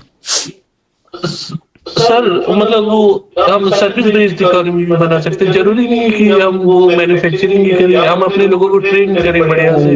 हाँ वो तो करना है, वो तो पॉइंट रहेगा ना, स्किल डेवलपमेंट करो भाई। 1% जो आपका है रूरल इलाके में, 3-4% ओवरऑल जो है उसको बढ़ा करके आप 5 से 7% तक लेके जाओ स्किल डेवलपमेंट को। आकाश ने पहले ही 26% करा दिया। आकाश मुझे वो डेटा देना जरा 26% वाला तो मतलब ठीक है। जैसे केरला कर रहा है, केरला मॉडल है, इसमें मतलब उनके पास एग्रीकल्चर के लिए उतना लैंड नहीं है, इंडस्ट्रियलाइजेशन भी मतलब ठीक ठाक है, कोई ज्यादा अच्छा नहीं है, लेकिन उन्होंने वो सर्विस मॉडल बनाया ना, उनके लोग नर्सेज और वो सब जाके गल्फ में काम करते हैं वो सब। हाँ तो उनको बहुत ज्यादा अर्निंग्स होती है। हाँ तो रेमिटेंसेस की आप बात कर रहे हैं कि रेमिटेंसेस बाहर से आए, लेकिन वो तब होगा जब स्किल वर्कफोर्स जाएगा। अदरवाइज क्या होगा, आप मान लो नर्स भेज रहे हो, आप मान लो मजदूर अनस्किल्ड लेबर भेज रहे हो गल्फ कंट्रीज में, उससे कुछ खास पैसे नहीं आते हैं। आप क्या करो कि आपके यहाँ ज़्यादा लोग टेक्नोलॉजी में, बाकी जो आर्किटेक्ट है उनमें सब में ज़्यादा ट्रेन हो तो भारत के बाकी पार्ट में भी जा सकते हैं, बाकी गल्फ कंट्रीज में भी जा सकते हैं, तो ज़्यादा पैसा आने की संभावना रहेगी। एक तो ये है। दूसरा सबसे बड़ी जरूरी चीज़ है स्किल डेवलपमेंट। बाहर जाओ ना जाओ कोई फर्क नहीं पड़ता, अगर स्किल आपके पास आ गया तो कुछ ना कुछ आप कर ही लोगे यार, है ना। उसी लकड़ी से आप इतना शानदार खिलौना बनाना शुरू कर दोगे कि वहीं बिकना शुरू हो जाएगा। स्किल डेवलपमेंट, कैपेसिटी बिल्डिंग करनी पड़ेगी। वो तब होगा जब आप सोशल इंफ्रास्ट्रक्चर डेवलप करोगे। नीचे कवर किया है इसमें कंटेंट में, सोशल इंफ्रास्ट्रक्चर में आप अच्छे स्कूल, अच्छे अस्पताल, अच्छे ट्रेनिंग इंस्टीट्यूट, ऐसे अच्छे इंडस्ट्रियल ट्रेनिंग इंस्टीट्यूट्स, अच्छे स्किल डेवलपमेंट सेंटर्स, ये सब एस्टेब्लिश करोगे। सरकार उसमें इन्वेस्ट नहीं करेगी तब तक कुछ होगा नहीं। ये एक विशेष साइकिल है। आपने 100 रुपये दिए, उस 100 रुपये में अगर कोशिश ये करें कि भाई बचाना है, क्यों बचाना है, उसका इस्तेमाल करो अच्छे कंटेंट राइटर के लिए, अच्छे फैकल्टीज के लिए, अच्छी सर्विस देने के लिए। क्वालिटी अच्छा है, सर्विस अच्छा हो, कंटेंट से लेकर के सर्विस तक। इसका फायदा क्या होगा, अच्छे इवेल्युएटर के लिए इसका फायदा क्या होगा, वर्चुअस साइकिल क्रिएट करेगा, गुणात्मक चक्र क्रिएट करेगा कि आपने जो पैसा दिया उसका इस्तेमाल हुआ आपके फायदे के लिए, तो फिर आप प्रमोट होंगे, आप लोगों को बताएंगे। लेकिन वही है कि आपको रद्दी सर्विस मिला तो हमेशा के लिए खत्म हो जाएगा। वर्चुअस साइकिल क्रिएट करना है, साइक्लिक इकोनॉमी क्रिएट करना है, ये सब काम करना पड़ेगा। Yes, multiplier sir. यस। और कोई एनसीआरबी के डेटा के अनुसार यूपी फर्स्ट रैंक पे क्राइम में। अगर हम क्राइम को कम करते हैं तो टूरिज्म सेक्टर भी होगा। पहली चीज तो राहुल ऐसे डेटा मत यूज करना, पर्सनली मेरी वो कहना है, क्योंकि यूपी में एब्सोल्यूट नंबर बहुत ज्यादा है, 25 करोड़ की पॉपुलेशन है। अगर परसेंटेज के हिसाब से देखा जाए तो क्या तब भी उत्तर प्रदेश नंबर 1 है। वेस्ट बंगाल में भी ठीक ठाक रेप हो रहे हैं। बाहर मैं जस्टिफाई नहीं कर रहा हूँ, महाराष्ट्र वाले जब नाटक करते हैं यहाँ पे कभी कभी कि उत्तर प्रदेश में तो क्राइम बहुत है, तो उनको मैं प्रॉपर डेटा दिखाता हूँ कि भाई परसेंटेज वाइज बात कर रहे हो, डेटा वाइज एब्सोल्यूट नंबर में बात कर रहे हो। अगर पर उत्तर प्रदेश में क्राइम ज़्यादा है, इस बात के लिए आपको इनकार नहीं कर सकते हो, क्राइम काफ़ी ज़्यादा है, लेकिन टूरिज्म सेक्टर सिर्फ क्राइम की वजह से ही नहीं हो रहा है, डेवलप नहीं हो रहा है। आप मानते हो इस बात को? अयोध्या में, काशी में और प्रयाग में जो 65-70 करोड़ लोग आए, ऐसा नहीं कि क्राइम रुक गया था इसलिए आए क्योंकि आपने इंफ्रा अच्छा दिया, आपने प्रमोशन अच्छा किया, आपने उनको फैसिलिटी अच्छी उपलब्ध कराई। अगर अभी अयोध्या, काशी और प्रयाग को ठीक से जोड़ दिया जाए, ट्राइलेटरल अगर कुछ कॉरिडोर डेवलप कर दिया जाए, तो हो सकता है 1 साल में काफ़ी टूरिस्ट अपने आप आए, फॉरेन के लोग भी आए। तो क्राइम एक पहलू है, लेकिन सिर्फ क्राइम को आप पॉइंट में लिख रहे हैं, ये बहुत अच्छा नहीं है। ठीक है सर, एक पॉइंट और है जैसे कौशाम्बी वाला, मतलब उसमें भी बहुत पोटेंशियल है, जो कौशाम्बी और वो सब में। हाँ, सर्किट बना सर्किट, बुद्धा सर्किट। बोलो भाई। सर और जैसे कि जो सदर्न स्टेट हैं, वहाँ पर जो भी इन्वेस्टर्स होते हैं या एंटरप्रेन्योर्स होते हैं, उनको लॉन्ग टर्म में उनके इंटरेस्ट को प्रोटेक्ट करने के लिए गवर्नमेंट खुद की एक पॉलिसी लेके आती है। जो लेजिस्लेचर है ना, वो पॉलिसी इंटैक्ट कर सकती है यूपी में, ताकि जो इन्वेस्टर है लॉन्ग टर्म में जो पॉलिसी फ्लिप फ्लॉप है उसकी वजह से रिस्क ना पड़े, या मतलब उनको नेगेटिव इम्पैक्ट ना पड़े। तो सिंपल है भाई, पॉलिसी में स्टेबिलिटी रखो, अपने आप इन्वेस्टर का इंटरेस्ट प्रोटेक्ट हो जाएगा। ठीक है, अलग से कुछ करने की जरूरत नहीं। सेफ गाड़ी चलाओ, अपने आप इंश्योर्ड रहोगे। तो पॉलिसी स्टेबिलिटी लिख के आना कि पॉलिसी स्टेबिलिटी जरूरी है। चलो ठीक है, बहुत पॉइंट हो गए, इतने पॉइंट जनरेट हो गए कि अभी मुझे बताओ, जो लोग कहते हैं कि पॉइंट नहीं जनरेट कर पाता हूँ, अभी उनको दिक्कत तो नहीं है? हाँ लिख सकते हैं। अभी उनको दिक्कत तो नहीं है? अभी भी कोई बंदा है जो, या कोई मित्र है जिसको लगता है कि नहीं मुझे तो अब भी कुछ हवा नहीं लग रहा है, ये लोग क्या बकैती कर रहे हैं, ऐसा है कोई? हाँ, इसमें से कितने मित्र हैं जो जिनका पहला दूसरा तीसरा सेशन है लाइव, मतलब एक बार हैंड रेज कर सकते हैं? अनुराग आपका है, और किसका? आकाश तुम पुराने हो यार। और बाकी जितने नए मित्र हैं वो नहीं आए। अभी तो जल्दी भी पढ़ाया है, 10 बजे के पहले ही स्टार्ट कर दिया भाई। ठीक है सर, वो आंसर किस ग्रुप पे शेयर करना था वो दिखा दीजिए बस सर। हाँ क्या कह रहे? आंसर किस ग्रुप पे शेयर करना था आप सर, वो देखना रह गया। अरे भाई अभी तो बताया। अरे सर वही रह गया, मैं फोटो खींच रहा था। नहीं फोटो क्यों खींच रहे हो भाई, ये देखो लिंक है इसका, ये देखो कॉपी किया। नहीं सर, आंसर की टेस्ट के आंसर की, या जो आज लिखा वो? आज लिखा सर। यही तो है भागीरथ और इंद्रप्रस्थ का डिस्कशन ग्रुप। सर इसमें तो ऐड ही नहीं है हम। तो यार यहाँ पे देखो, ये भगीरथ है, यहाँ पे सिर्फ 3-4 पोस्ट पहले ही ये देखो शेयर किया था डिस्कशन ग्रुप। जरा भी स्क्रॉल डाउन करते हो, ऊपर नीचे देखते हो कुछ? सर आपकी कमेंट्स देखता हूँ और लिंक देखता हूँ, देख लिया, बाकी ज्यादा मेरे को मतलब नहीं। देख लिया सर। जो मेन ग्रुप है, मैं फिर से कह रहा हूँ, रिकॉर्डिंग में भी इसको जाने दे रहा हूँ कि जो मेन भगीरथ का ग्रुप है वहां पे सिर्फ काम की चीजें आती, एक बार देख लिया करो, है ना? अदरवाइज वहां बकर तो होता नहीं, वहां तो प्रॉपर काम की, दिन में 1-2 पोस्ट ही आता है खाली। ठीक है, पिन करके रखो उसे। चलो भैया ठीक है, ख्याल रखो, शुभ रात्रि।